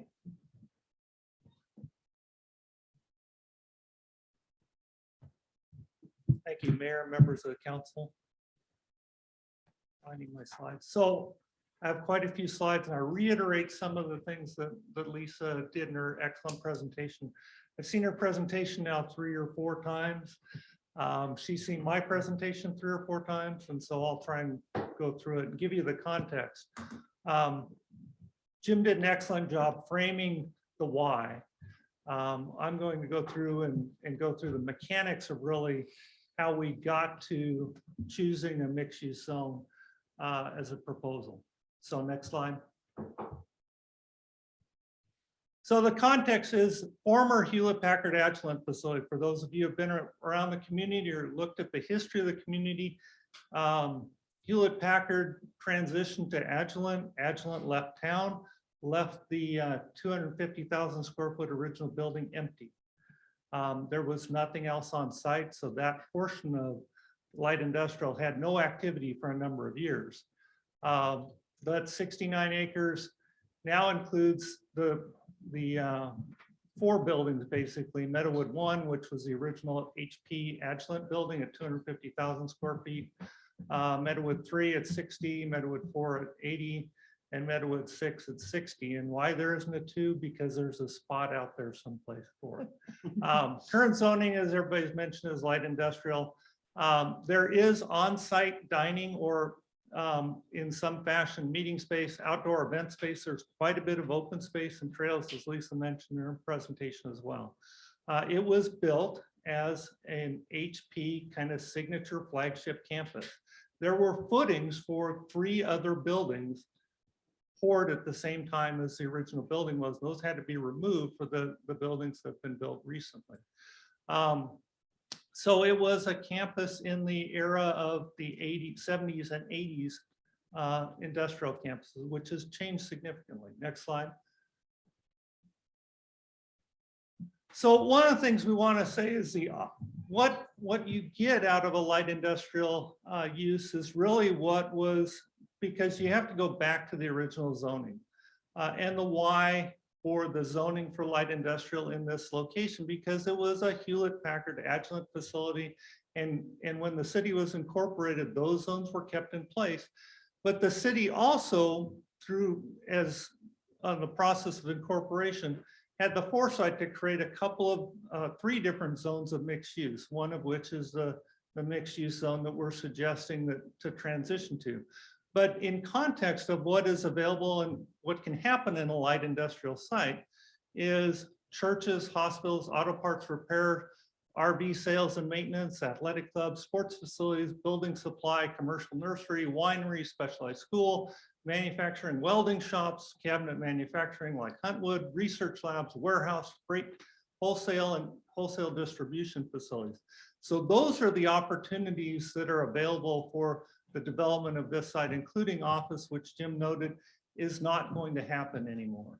There are limited uses that could happen in light industrial, farmers markets, mobile sales, towers, kennels, child daycare, general retail when abutting or in an existing business, and restaurants when abutting or in an existing business as well. So it has to be an ancillary or accessory use to a larger business. Now, one of the things in the light industrial zone you can do is you can build a no more than 70 feet tall. So you can build a very tall building, except when the lot is adjacent to an R1 single family residential zone, then the maximum height is 40 feet. And the development guidelines for the light industrial zone are much different than the mixed use development. So going through a process to permit a project within the mixed use zone is much more stringent. You have to have a lot more detail. There's a lot more architectural review. The light industrial, by definition, to get light industrial is a lot less stringent. And so there's a big difference between the product you can get, a building you can get in light industrial and certainly within mixed use. Then also the setbacks 20 feet from the front, 5 and 20 feet from the rear adjacent to residential. So if for instance, and MTC does not abut a residential zone right now, if it did abut a residential zone, you could build a 40-foot building within 20 feet of that property line. So that's the current zoning, the way it stands right now. Buffer 20-foot adjacent to residential, so there's some landscaping as well. But again, the property before you today doesn't abut any residential. So next slide. So we've gone through a lot of process. We've listened to a lot of testimony. We've had a lot of discussion with the Plan Commission. We had the hearing. We had 3 different workshops with the Plan Commission, which provided really great input and really great back and forth. As Lisa noted, both of those processes, the hearing examiner and the Plan Commission, move forward with recommendations for approval. So next.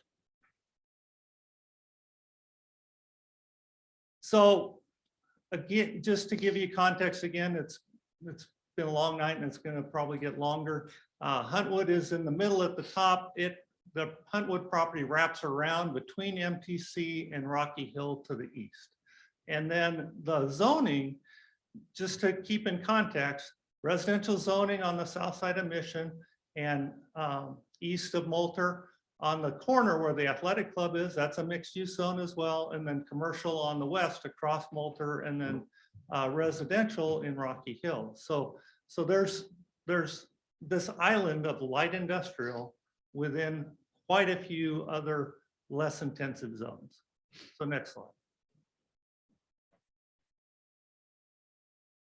This is the location. Again, one of the things to look at is what the mixed use zone was intended for in the comprehensive plan and in the zoning code, and how it's being used. And what we're proposing is to really implement the mixed use zone in the way it was intended, having more vertically integrated mixed use instead of horizontally mixed use, having a big apartment complex and a big commercial site separate, which is what you see sort of on the west end of Country Vista. So next slide.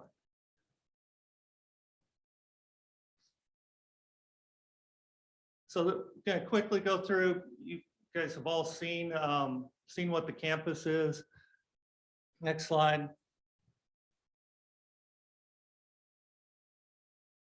As you can see, so in the foreground is the parking that's next to Moulter. So it's a lot of parking. That was all the original parking, part of the original parking of the HP facility. And then you can see the 3 additional buildings that have been built, Meadowwood 3, 4, and 5. And then up in the upper left-hand corner is the property that has not been developed. So it's the last major piece of undeveloped property within the campus. Next slide. Again, as Jim noted, lots of parking. There's an opportunity through redevelopment and re-envisioning what the campus could be to reimagine what those parking areas are and convert some of those parking areas into a mixed-use development under the mixed-use zone. Excuse me, next slide. Great amenities. Some of you maybe have not gotten into the middle of the campus. Got a great pavilion. It was built probably 25 years ago. An amphitheater doesn't get used nearly as much as it should be, and certainly that's one of the amenities that we feel in a mixed-use environment could be better used with extending the day, 16 hours a day, instead of folks just coming and going, but people living and working and getting coffee and other things, or some of the other uses that are available within a mixed use. Next slide. Next slide. Next slide. So our vision, as Jim articulated, well, is to a walkable mixed-use community, creating a lot of different uses that are not available within the current industrial zone. And certainly we're not envisioned to be incorporated into a light industrial zone, because light industrial has a very specific reason for being. And as Liberty Lake has developed around this campus, that the first major building certainly the biggest first major building in the city was the HP facility. So our vision is a walkable mixed-use community that's an asset to the neighborhood, but also to the campus as well, to provide corporations and their employees the things that they're looking for. Conference facilities, walkability, shorter commutes, fitness and activity, fitness facilities, office gyms, kitchen community areas, dining and retail options within close walking proximity. Because of the shortness of timeframes that people have for lunch and breaks and things like that, we're getting to those third places that they can gather and be creative in. Next slide. Again, within the mixed use, a mix of uses provide services for on-site employees and neighborhood residents, neighborhood-oriented commercial, retail, small office and restaurant, not only for the campus itself, but also for the adjacent neighborhood. Residential infill options, and that's not residential is not the priority. Residential is just one component of a mixed use development that makes it so that it is more lively and not certainly more opportunity for interaction and driving by. So you don't see parking lots that are just empty on the weekends, that you have some activity going on, and giving us a mixed, the M2 mixed use gives an opportunity to explore possibilities that are not allowed in the I zone. And so, as we noted, if we stay with the I zone, if we don't transition over to an M2, you're going to get basically what's allowed in the I zone. And it's going to be mostly, could be distribution facilities or warehousing and things like that, but it's not going to be additional office buildings. Next slide.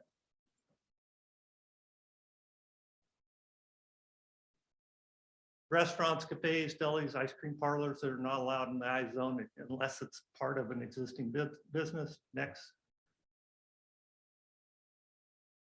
Community space to support the mixed use development. We have community space. We just don't have people to go and use it right now. So that's what we want to do. We have the spaces, we have the facilities, but we just don't have the mix of uses within it to really enliven MTC and change it into that space to really be attractive and asset to the community. Next slide. Neighborhood retail, as Jim talked about on some of the frontages, like on Mission. Next slide. Residential, vertical, mixed use, multifamily. Having vertically mixed use buildings supports the retail on the ground floor. Having retail spaces on the ground floor provides opportunities for entrepreneurs to open businesses that might not be available other places. One of the things that's a challenge within Liberty Lake is small spaces to get started in. And so those are the opportunities. And one of the things with a vertically integrated mixed use building is that the residential component helps support the base of the retail so that you can have entrepreneurs start smaller businesses in those retail spaces. Next slide. Single family and detached townhome and attached townhomes.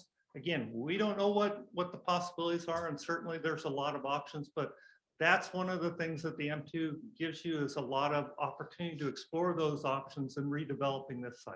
Next slide.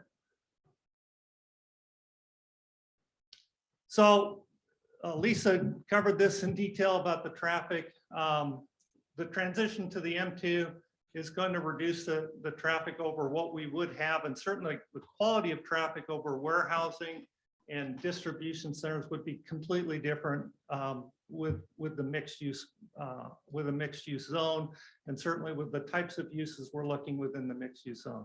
Again, there's a tremendous amount of square footage on the site already. That's not going to go away. We're looking at adding, being strategic about adding square footage in the right mix to make it a more viable community and campus. Next slide. And now I'm just going to go through and kind of reiterate all the things that Lisa said. We're consistent with the comprehensive plan.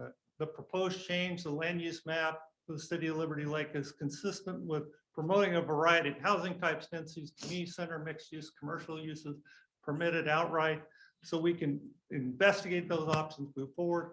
Consistent with the urban design policy, housing that's accessible to transit, economic development policies, change in business climate, contingency plans, and maintaining a marketable commercial industrial base.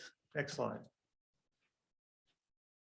And then again, the same laundry list that Lisa said, and I know we cover it, but we feel like we have to cover it as well.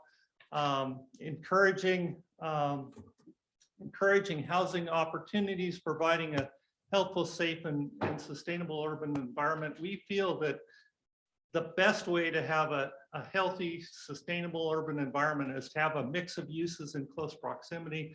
And that is brought out in so many different projects that are going on around the country, where suburban shopping malls are being converted to mixed-use facilities because they just don't, that model doesn't work anymore. Office complexes, again, converted to mixed-use facilities so that they have better opportunities to be successful and provide people with a higher quality of life. Next slide. We believe that it, again, consistent with the comp plan and being compatible mix of housing and commercial uses within the site, but also creating that transition between the commercial zoning on the west side of Moulter, the existing mixed use on the southwest corner of Moulter and Mission, and certainly the residential on the south of Mission, and then a transition to the industrial of Huntwood without creating any impacts that would be negative to Huntwood's operations either. Next slide. And I'm not going to read this list either. So again, same thing that Lisa so well covered. We believe we're fully consistent with the comprehensive plan in so many different areas that this just makes tremendous sense. And it really is the type of project that when the city was founded with this mixed use M2 zone, that this type of project should become a M2 zoning. Next slide. So again, consistent with the comprehensive plan, goals and policies, a change in the economics of large technology campus has occurred that requires a change in land use. The proposed amendment is compatible with the adjacent land uses, as I mentioned, the commercial, the R1, the industrial, and the M1 across the street. Proposed amendment will not negatively impact the transportation facilities as outlined in the attached traffic analysis. Well served by STA. It's a great place to have a mix of uses for people to get there. Next slide. Not detrimental to the public good and provides economic opportunity for neighborhood scale business and diverse housing options. Again, those entrepreneurial spaces that provide opportunities for people within the community to start a business within the community. The Plan Commission hearing examiner found that the proposal is consistent with the comprehensive plan. The applicant respectfully requests approval of proposed zone change with the comprehensive plan amendment. And with that, probably twice as fast as I did it the last two times. So with that, I think next slide, I think is questions. It's a map and then questions. So with that, I think Jim and I'd open ourselves up for any questions that you might have. So Lisa, do we want to do questions before public testimony? Okay. Right. Perfect. All right. So council questions. Councilmember Van Orman first. I'll open it up. First of all, we've been very, very blessed to have specific area plans throughout the city of Liberty Lake. So we're probably a little accustomed to that. Knowing Trutina, Meadowwood, Rocky Hill, we're all specific area plans. What I do see when we look at mixed use too is how it was implemented off of Country Vista. Legacy apartments were supposed to be the same as what the concept here, where you had your office buildings on the floor and you had your residential up on top, but it didn't happen that way. It ended up being freestanding apartments and restaurants on the other side. Is there anything that we can do as a council to make sure that that doesn't happen? Well, I think one is the opportunity to build something big like that doesn't exist on MTC. It just isn't as much square footage of land to do that. But again, as Lisa pointed out, this is not a project-specific action. Right. So, you know, it's kind of goes back to Doug Smith and I had a conversation. It's like the developers want maximum flexibility and the city wants certainty. And so we want to try and get that. I think Jim will address how we get to that. If I may jump in real quick, Jim, before you go, and Lisa, correct me if I'm wrong. So when Legacy Villas went in, there was a critical word.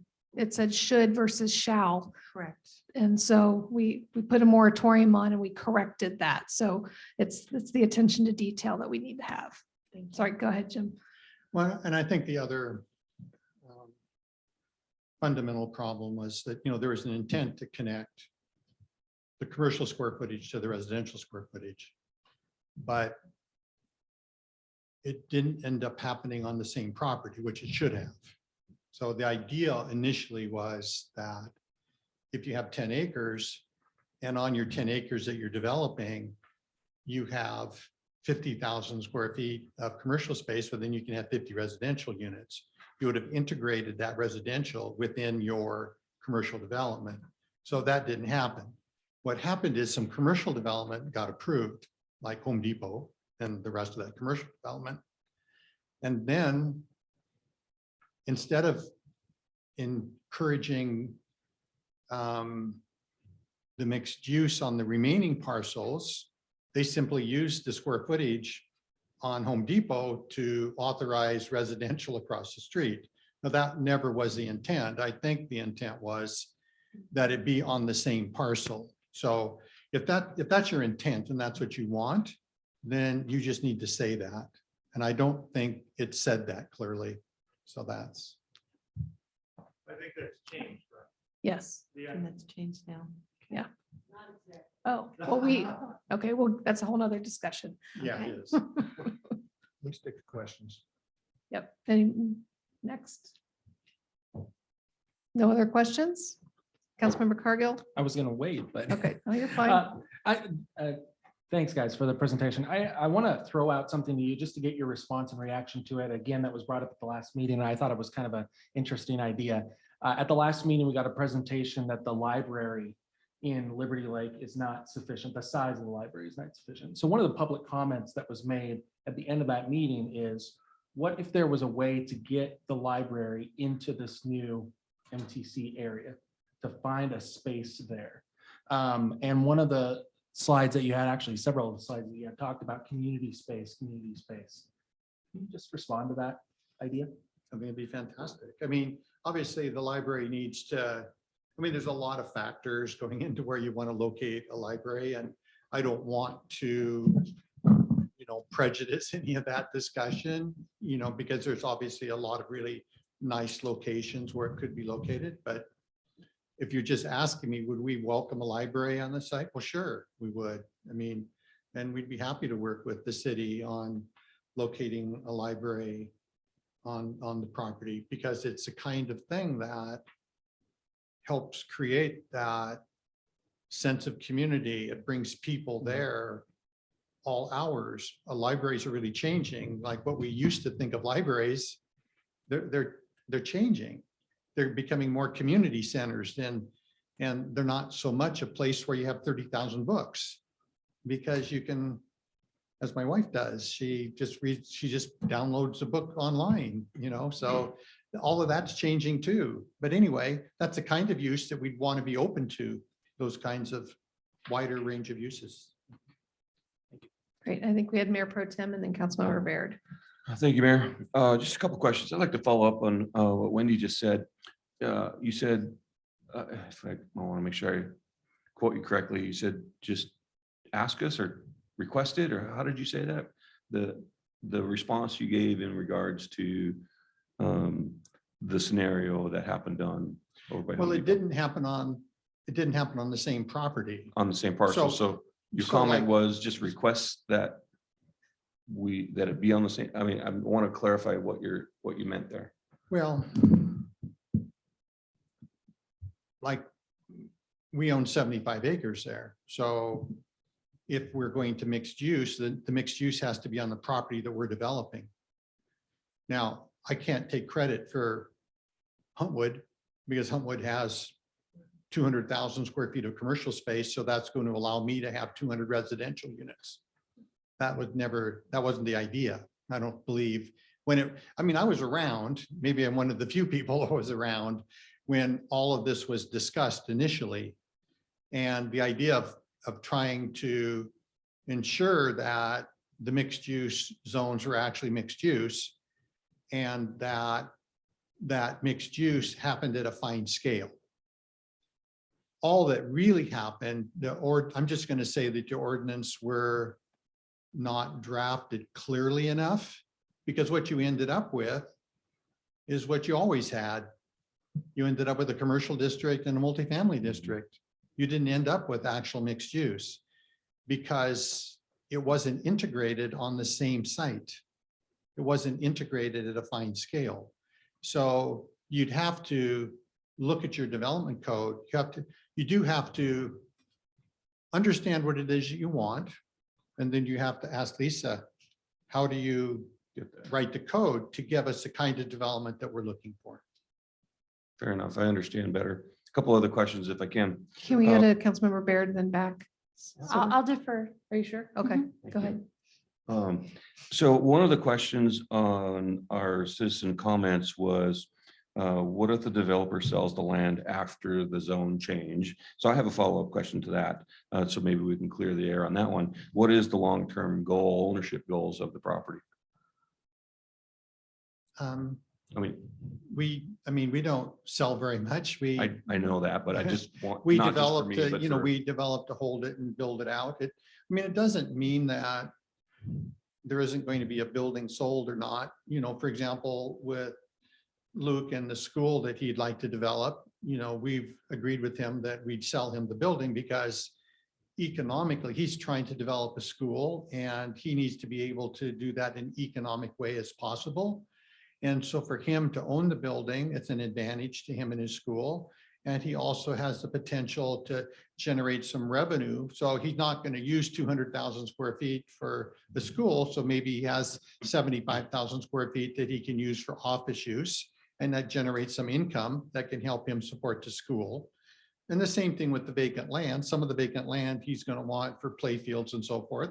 But there might be a little bit left over. And if he does a little bit of residential there, maybe they're a dormitory for the school, but maybe it's apartments for rent or whatever, it creates some revenue that helps support the school.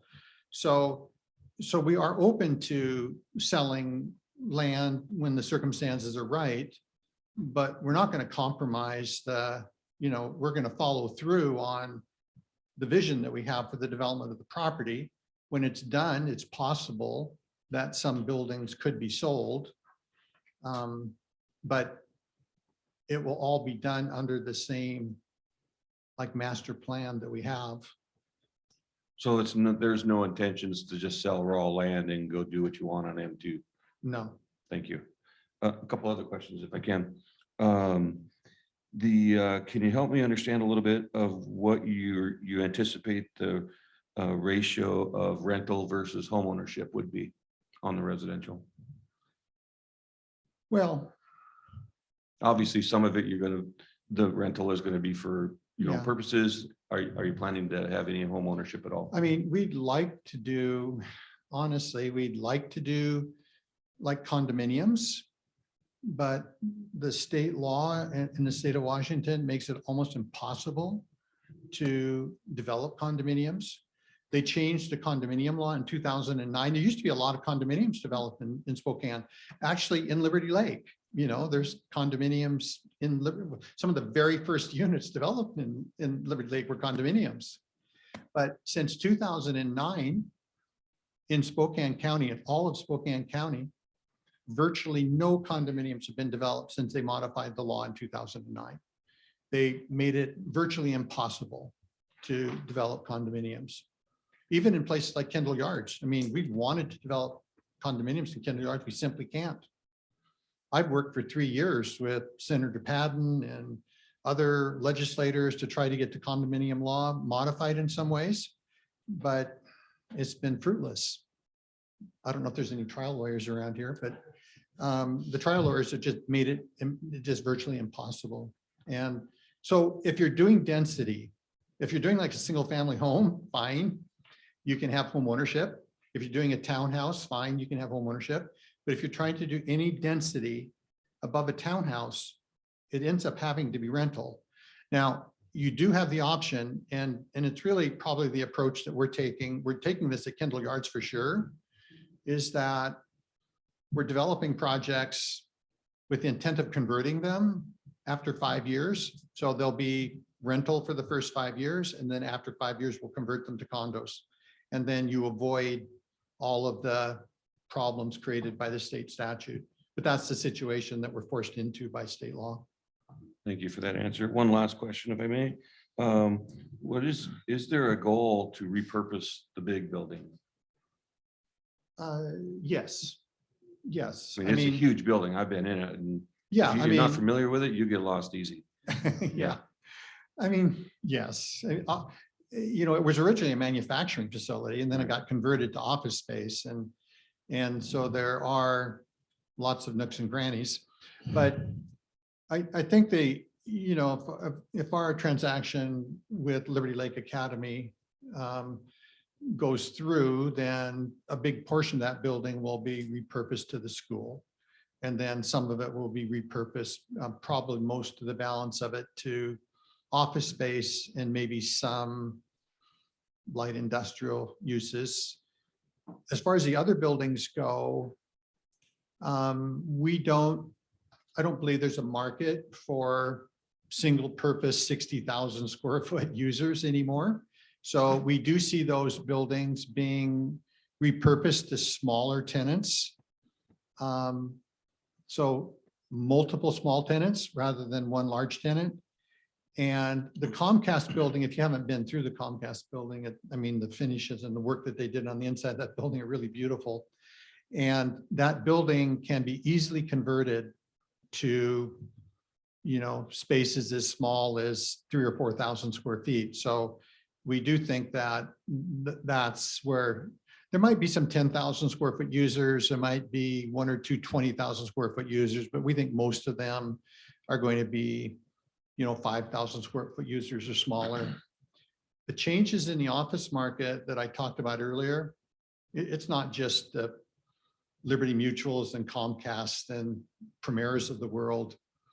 Every engineering company, every accounting company, every lawyer, all of them are downsizing. I even look at our own operation where we have 10,000 square feet in the building we're at now. We don't need 10,000 square feet, but the way we're operating today, we would get by with probably 5,000 square feet in the Greenstone building. We just don't need the space that we have. Our accountant is downsizing. Some of the engineers that we're working with are downsizing. It like just the reality of people. Our civil engineer works from home. If we want to talk to him, we talk to him on a Zoom meeting. Every once in a while, if we need to get together for a team meeting, he comes in. But he doesn't come into the office every day. Just not going to happen anymore. One last comment. Thank you for the data that you brought on all of the great demographics of our residents and renters, and that was a huge bonus for me. Thank you.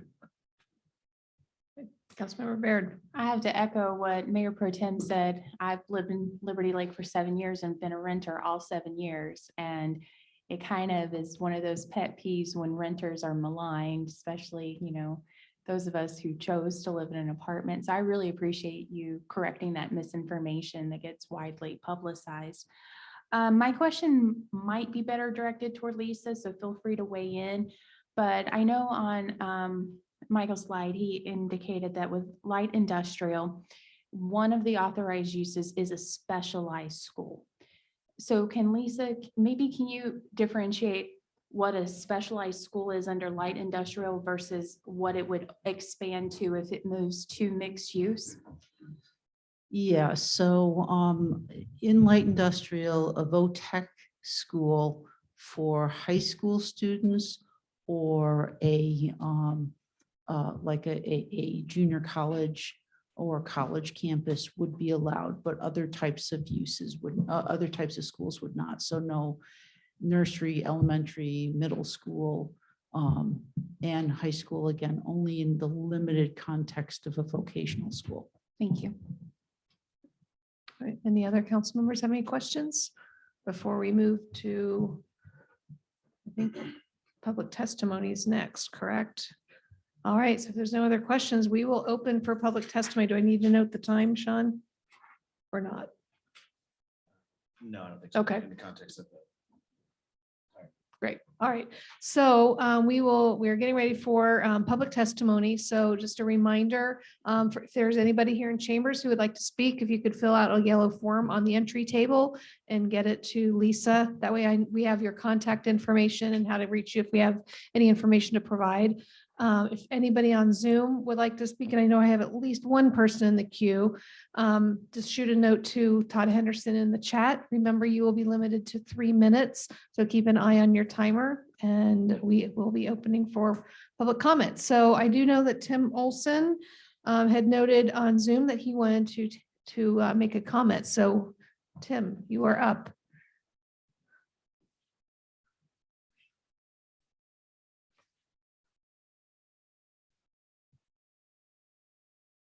Todd, you can stop the clock. It hasn't started yet. Tim, are you there? You're on mute if you're trying to speak.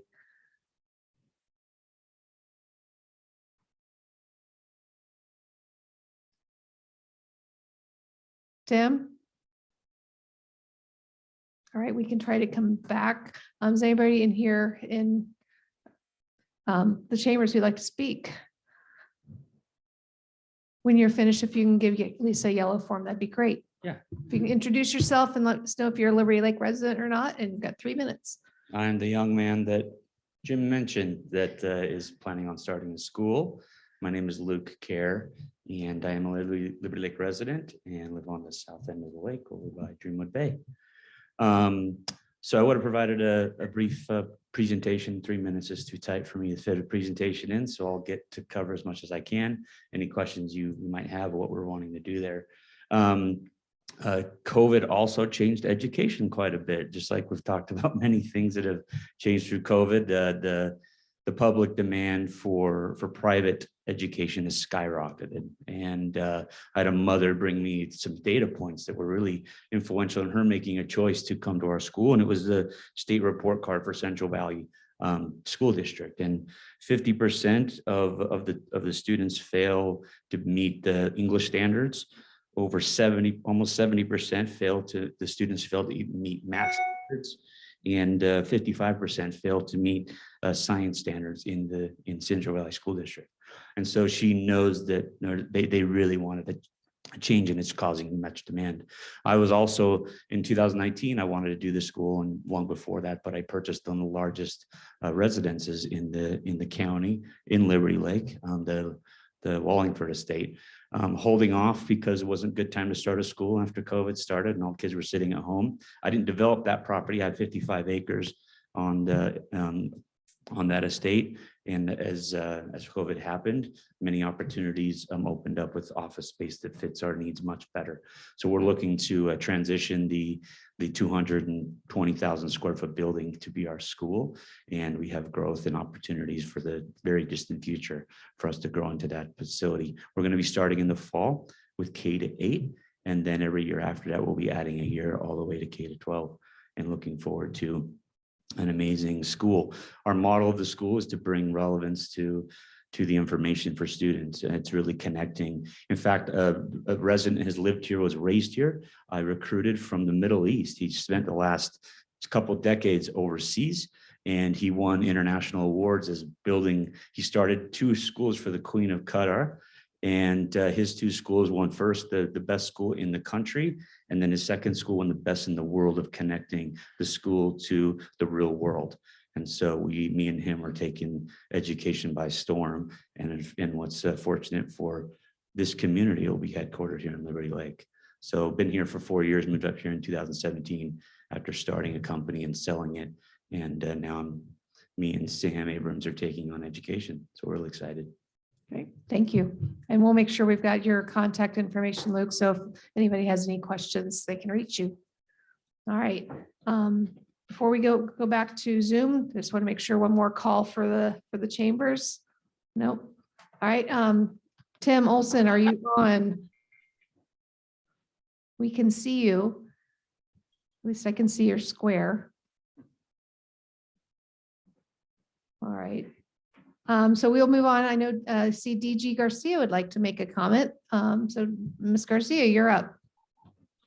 Thank you, Mayor, council members, and members of the community. I'm DG Garcia, citizen of Liberty Lake. Not only do I see this proposed change lining up with our comprehensive plan, it also can provide opportunities that can minimize our carbon footprint. And that's very important to a sustainable community, which translates into dollars that the community can receive, both locally from the county and from the state, because reducing that carbon footprint is huge now that we know what's happening in our climate. Mixed use neighborhoods have less sprawl because they are more compact. With the density, the residents don't have to worry about getting into their cars and running errands or going on social engagements. And for that reason, this municipality would gain immensely from providing a new level of housing where you work, live, and play for those individuals who were raised here and go off to college, get careers, but they'd like to return back to those communities where they were raised, and this gives them an opportunity to do so and live in a community where they spend their dollars, where they earn their money, and where whatever it is they need, it's right there, it's compact. It enhances a community. I happen to live in the last, the dinosaur, the condos of Liberty Lake. And to the credit of Big Trout, Liberty Lake was split to provide condos for purchase, as well as those for renting. I can tell you that a family of 3, if they are all adults, 18 and above, must have over $15,000 of fluid income in order to lease an apartment together as a family. Each of them must come up with almost $5,000 to show that they make and earn a month. Now, many people don't have to do that yet. Some have not been, some were grandfathered in, so they didn't have to show 3 times the rent. But because, like Member Beard said, renters have a bad name, and that's because sometimes we just don't understand what the bar is and what that word renter means. Many renters have more money in their pocket, disposable income, than people who own houses and are paying a monthly mortgage. So I hope that the council considers highly approving this change and looking at positive change that can enhance our community, not take away from it. And as Mr. Cargill says on his blogs, he often talks about every time, and I'll paraphrase, every time someone gets an extra dollar and they want to use it wisely, the cost of living goes up and they're not able to be in that ball game. We'd like to see everybody included. Thank you very much. Thank you very much for your comments. And we're going to try Mr. Olson one more time. Tim, I don't know if you can hear us or not. Trying to buy you a little time here. You have anything from him on chat, Todd? Okay, he may have had to step away. All right, so if there's no more comments, yes. Okay, Mr. Saba. Yes, please. Yeah, I can do that. I'm Mark Saba. I am a resident of Liberty Lake. After hearing before tonight, I was not really in favor of what was said, what I had heard about what's going to happen over there. After listening to hearing Mr. Frank, my mind has changed. One stipulation I do want to see though. He mentioned that if they put in apartments, they will only be 2-story high. I would like to see if that can hold true. I don't want to see apartments going up to 3-4 stories high, I agree with the idea of having residents over businesses. I like that idea. I like the concept of what they want to do with the whole, campus, if you will. But my main concern was, putting in high-rise apartments. Don't want to see that. They can keep them at 2-story. I'm all for it. So, if it comes down to a vote for a yes, I'm in favor of it. Thank you. All right, one more chance. Going once, going twice. Tim? This is the second time this has happened with him. All right. Oh, did he? Okay. All right. So maybe he'll be able to join us back for the citizen comments at the end. So I keep going back and forth with my agenda. So next up is applicant rebuttal. Is there anything you guys would like to add after the comments and the questions? No, I thank the different people that have commented, appreciated their comments. No. Okay. All right. So yes, go ahead, Mayor Pro Just Tem. one last ask. Really enjoyed your presentation. Would you mind sharing it with the council after this meeting? Oh, sure. Yeah, thank you. I mean, yeah. Thank you. Yeah, Lisa has it, so sure. Great. I mean, the one thing I've really learned over the years is that, because we've dealt with a lot of neighborhoods that misunderstand all this stuff. We started a project in the South Hill called Garden District, and the first meeting we had, there were 200 people showed up. Every single one of them was against it because they didn't understand. But after about 2 months of meeting with people in their homes and coffee shops and in groups and whatever, people want to understand, but they don't really have very good information. And so much good efforts aren't made to educate people. And so I have a huge respect for people that own their homes, and but I don't think we do a very good job of educating them very well. So anyway, I'm open, very open.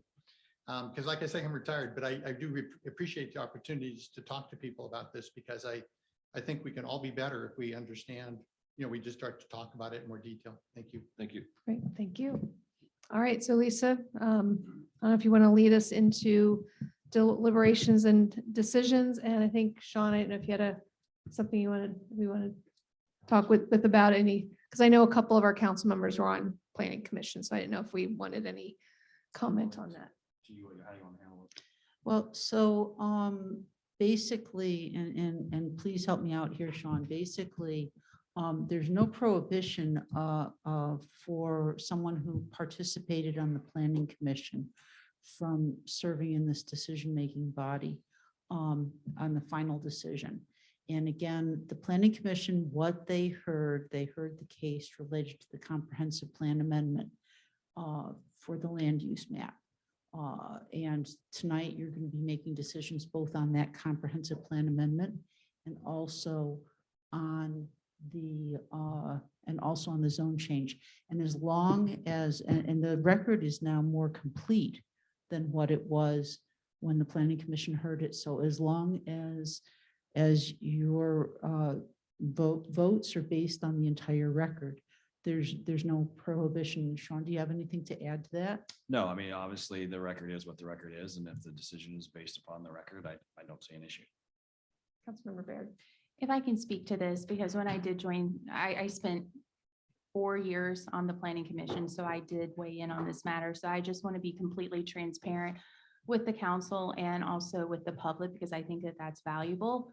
When I joined council, I was asked by a community member if I would be recusing myself from this matter, and the answer is no. I believe that I can take the totality of the evidence and make a fair and impartial decision, so I will not be recusing myself in this matter. All right. So I think we are, I was just going to have Todd go to the next slide. oh, okay. Well, yeah, because I would say we've got 2 separate discussions coming. I just don't want to mix the comp plan with the zoning change discussion. So Right, so Here. separate from that, and this applies to both of them, there's 4 basic findings that I would ask this body to consider adopting. One, that the required SEPA review has been completed on the proposed amendment. And again, I've presented you with the record that it was indeed completed. Number 2, that all public agency public and agency notice requirements were met and accomplished in a timely manner. Again, you have the record of the procedural and staff did meet that requirement. The third one is that the public was provided the opportunity for early and continuous participation. And I think that can only be demonstrated by the comments that we received prior to the planning commission hearing, at the planning commission hearing, prior to the hearing examiner's hearing, at the hearing examiner's hearing, and of course, prior to and during this council proceeding. Yes. Councilmember Solberg. You. Me. Are you ready to entertain a motion for these? Let's let Lisa She just did. walk us through. The last one is that the public had the opportunity to submit written comments and testify at a public hearing before the planning commission, the hearing examiner, and city council. So. All right, so I didn't know, you said you had had some recommended wording for motions. That's why I didn't want to get ahead. Yes, comes so the recommended findings, my recommendation to you is that you do the findings which apply to both sides of both the comp plan, land use amendment, and the code amendment. Do those first, and then we'll lead you into the other questions that need to be Okay. considered as part of the deliberations. Okay, so. So again, believe it or not, I actually heard that. Are you ready to entertain a motion? Yes, okay. Councilmember All right. Solberg. Would you like to have it read exactly the way that is there? Can we say that we move to accept? all four That's of the why We need to recommendations? read, the motion needs to be read, not just so moved. How's that? Well, I wouldn't say far moved. The four recommendations that were presented to us. be Yep. Accepted. Okay, so the motion is, To accept all four of the recommended findings. okay, but I guess the process is, I'm lost on the process a little bit, Lisa, because I guess I was thinking the motion would be to approve the zone change. No, the deliberations Okay. have to happen first. Okay, Findings. I just want to then- make sure we weren't getting ahead of ourselves. no, Okay, we have a this is- motion to accept the findings. We have a second from Councilmember Mayor Pro Tem Foliar. Any discussion? Any comments? All right, all in favor of accepting the four recommended findings for the comp plan amendment, please say aye. Aye. All right, any opposed? All right, motion passes 6-0. Next slide, please.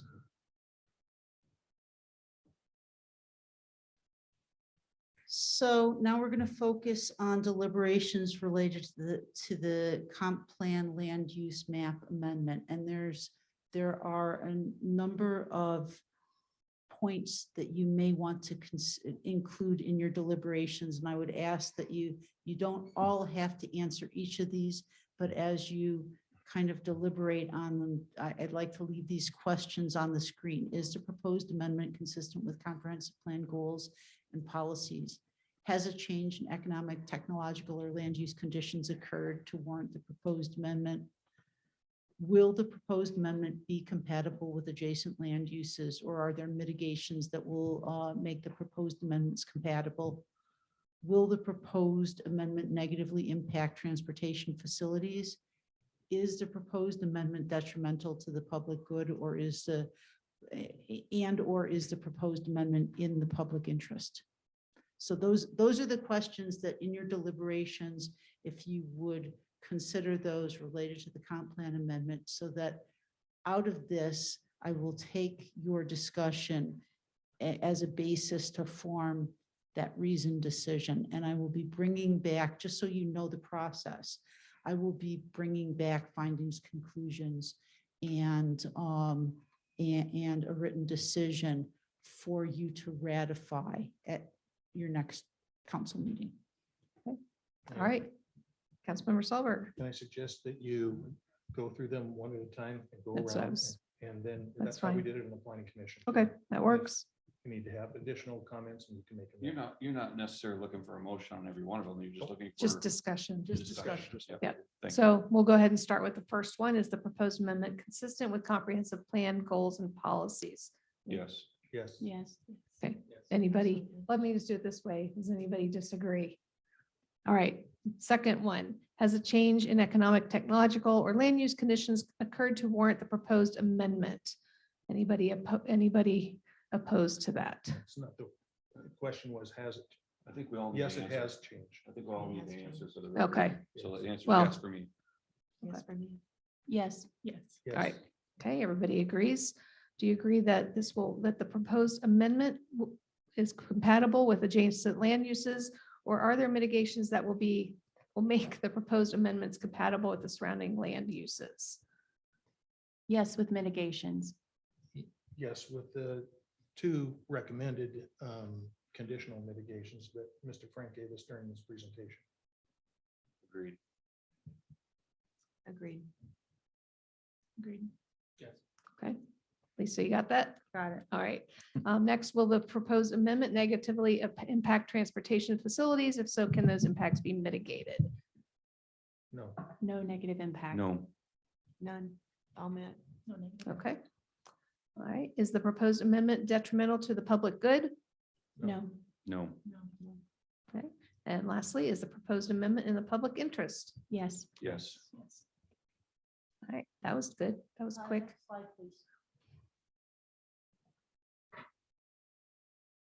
Suggested wording for a motion on the comprehensive plan land use amendment. Okay. I'll make Go the for it. motion. Yep. In the matter of the case number LUA 2021-0006 regarding the requested amendment to the City of Liberty Lake 2015 to 2037 comprehensive plan land use map to change the comprehensive plan land use designation of the subject property from light industrial to community center mixed use, the Liberty Lake City Council does hereby approve the requested comprehensive plan amendment. Second. We have a second by Councilmember Saulberg. I'm going to just go ahead and do a hand vote on this. So all in favor, please raise your right hand. All right, I count 6. Anybody opposed, just to make sure? All right, motion passes 6-0. Next slide, please. So again, the zone change criteria, this criteria for all quasi judicial hearings actually is established in City Development Code 10-4J4. And there's 3 essential questions. You answered the transportation question in the last one. So the 3 essential questions are, have they demonstrated compliance with all applicable comprehensive plan policies and map designations?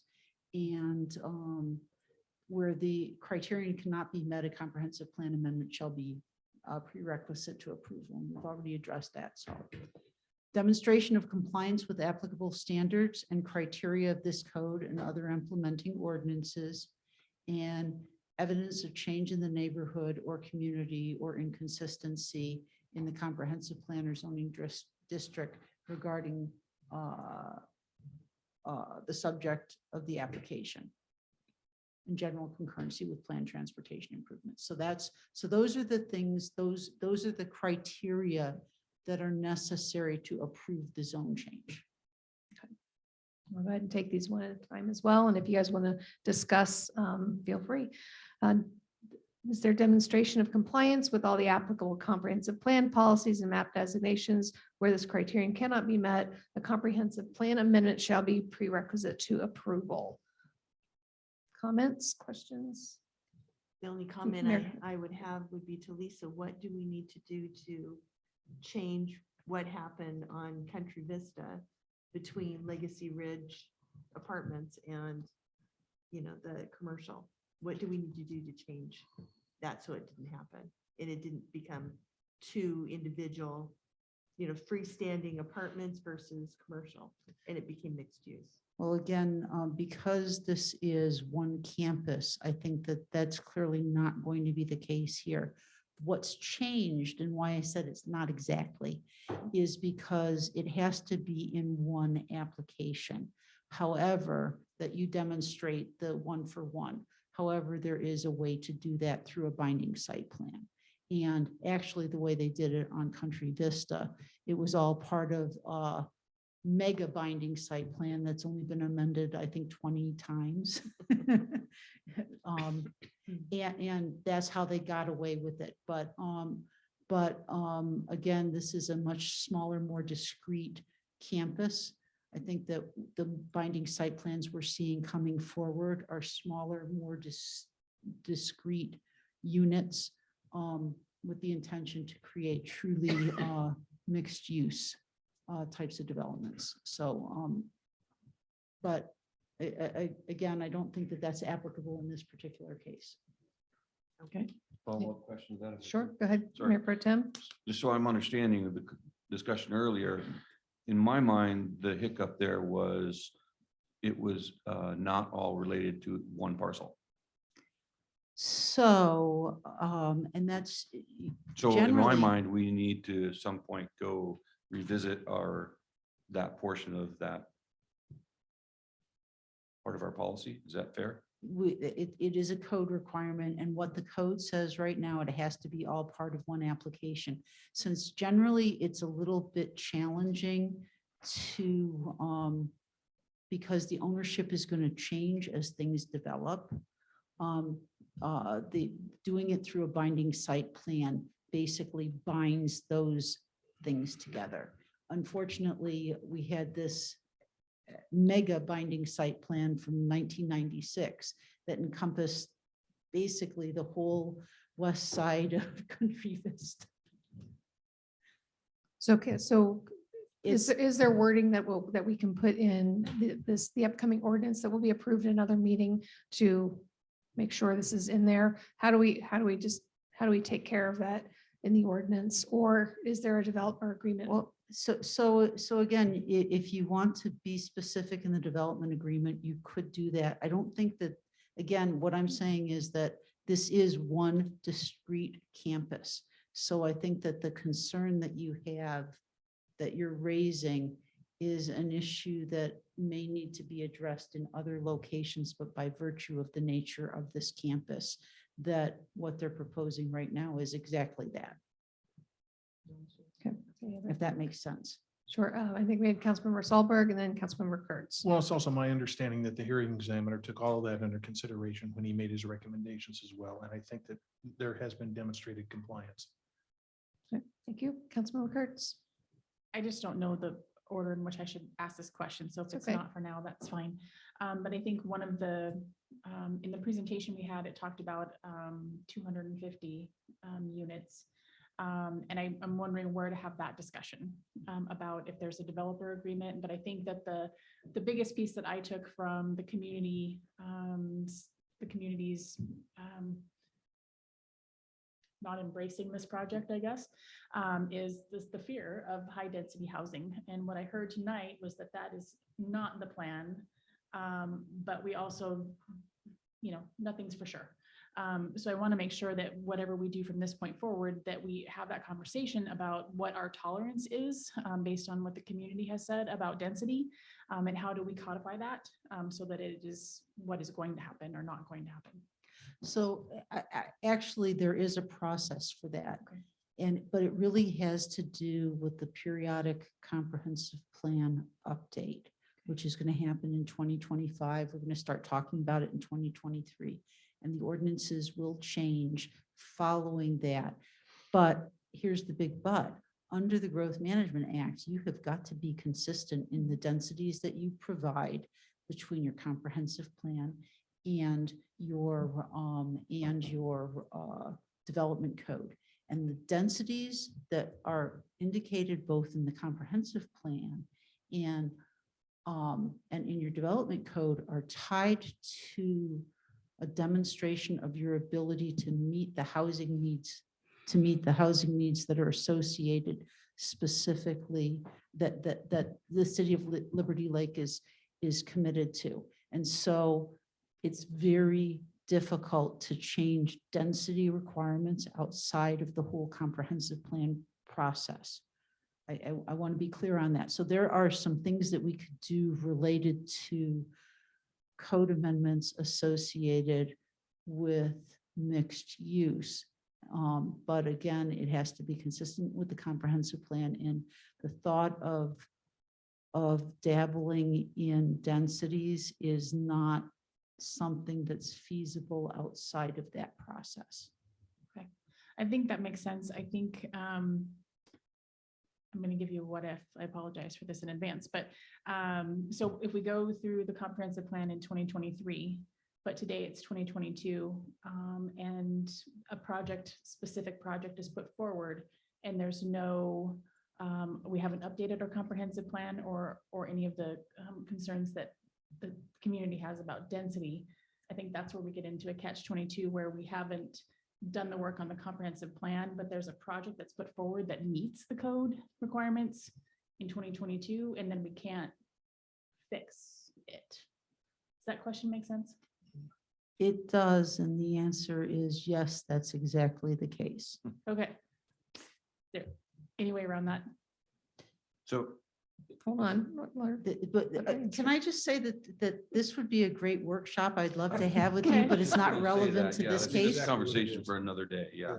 Okay, so. But and then sometime this very is- soon. But this is why I'm asking, Yeah, is yeah. if we go through this today, I want to make sure that we're not missing putting any sort of caveat.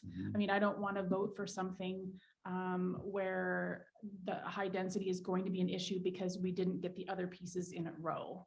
So if today is not the day to have that conversation, I'm fine, but for me, it's impacting my thoughts on how to vote. No, I totally agree. I was gonna ask, can we put it on at our next council meeting? Can we put it on an agenda very soon to follow up discussion? Yes. Thank you. So I don't think we have a 6 o'clock on the 3rd. We have So a if lot on it- the 3rd, I think. What? Don't we have a lot on the 3rd? Do we? Okay. Yeah. Well, I don't know what our timeline is on this. I want to make sure, because if it's going to impact that, if you want to have that answer before your vote. So I'd like to take a stab at maybe a suggestion here.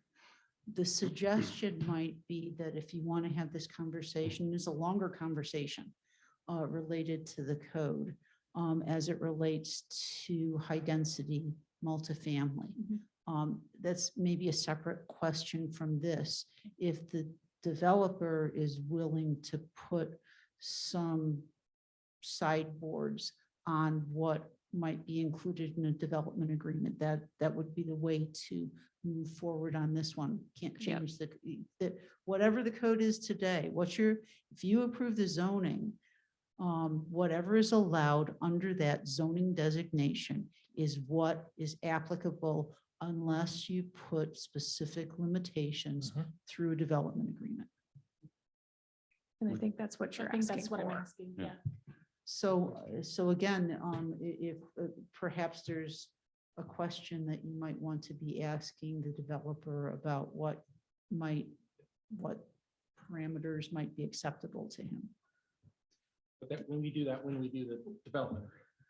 So we have to, the conditions of approval need to be called out as part of your motion Tonight. if you're making your motion tonight. The other thing that you could do is that you could defer deliberations on this zone change until the 6 o'clock meeting on the 3rd.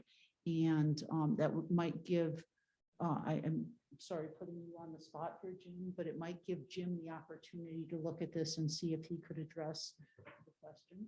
Or are you ready to address it right now?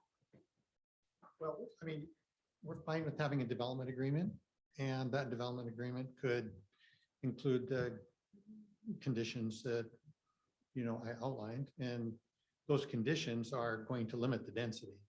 Because you limit it to 2 stories, it's a significant density limitation. So anyway, we're willing to have a development agreement. Did I fully answer the question?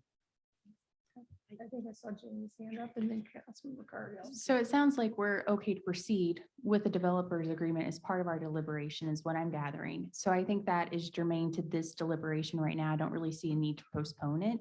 Because if we can take into what Mr. Frank has already described as mitigations for density, perhaps if Lisa has other suggestions, we would not actually vote on that developer agreement until our next meeting anyway.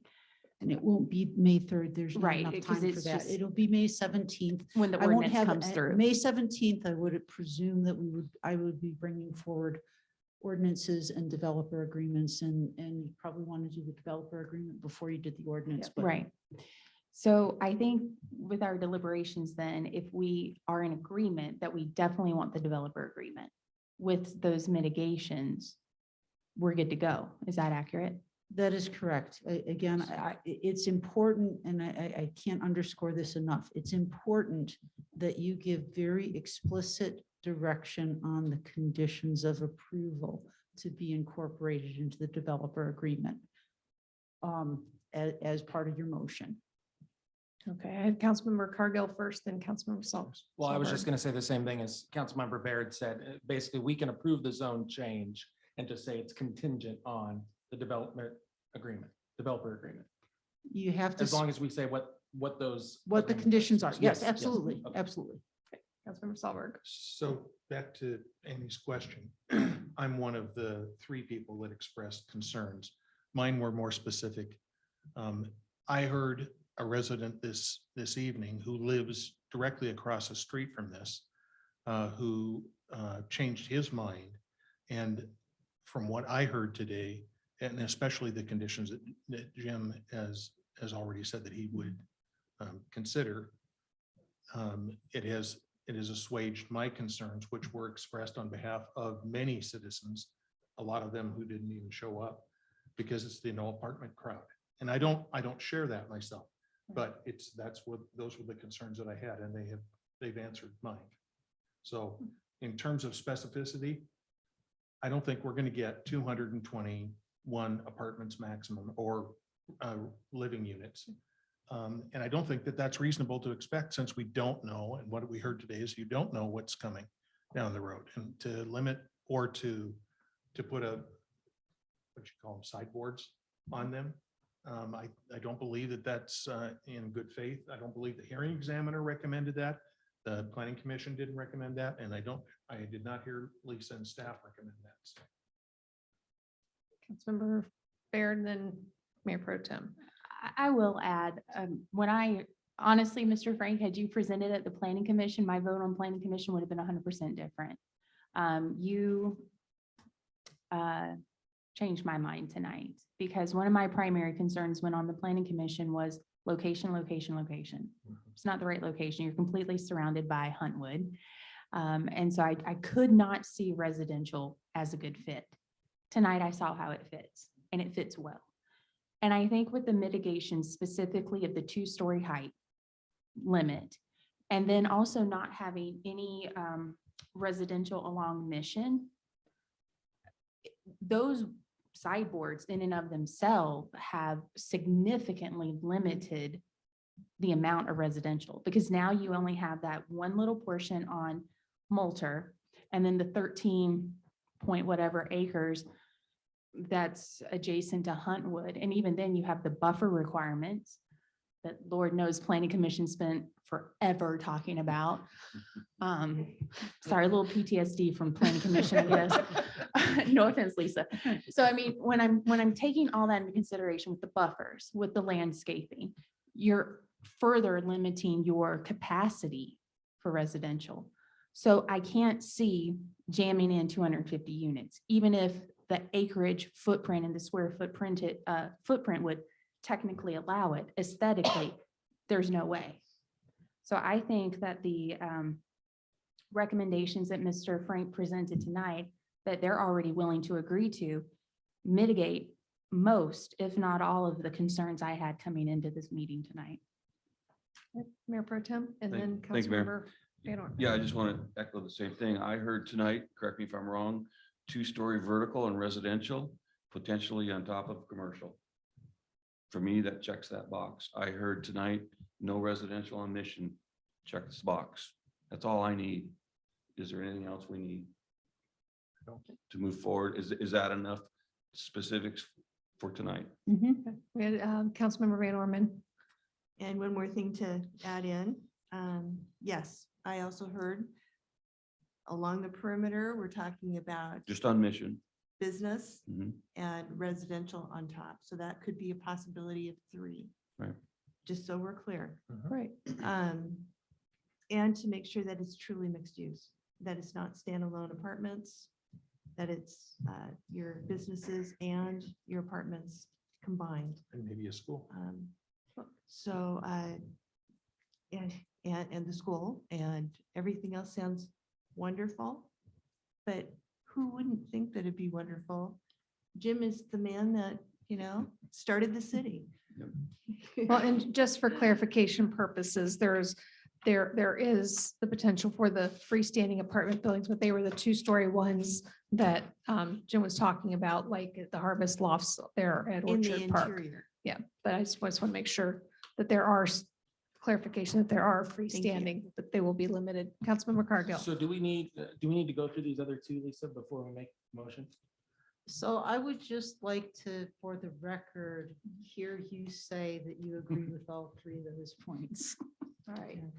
I So- agree with all Oh, three So, points. so, I so, agree with all 3 points. okay, let's All make this a three. little bit more organized. So with regards to the 3 points on the zone change criteria for consideration, is each of the council members in agreement with all 3 of those? Yes. Yes. Any nays? All right. Would you be so kind as to give us the next slide, please?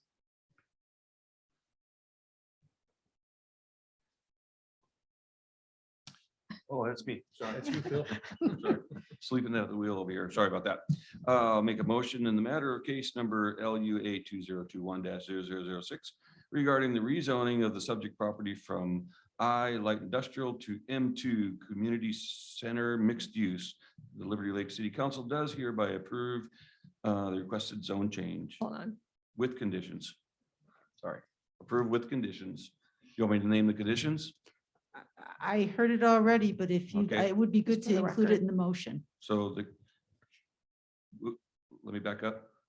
The Liberty Lake City Council does hereby approve with conditions the requested zone change.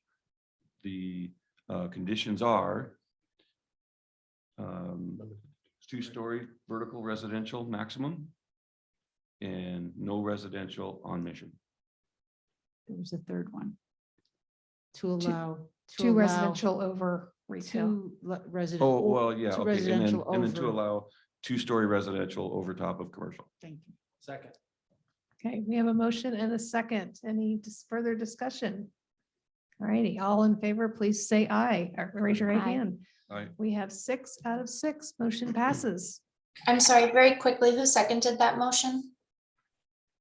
You always Cargill. catch me the only time I don't write it down. Councilmember Councilmember Cargill. Cargill did. Thank you. All right. Thank you so much.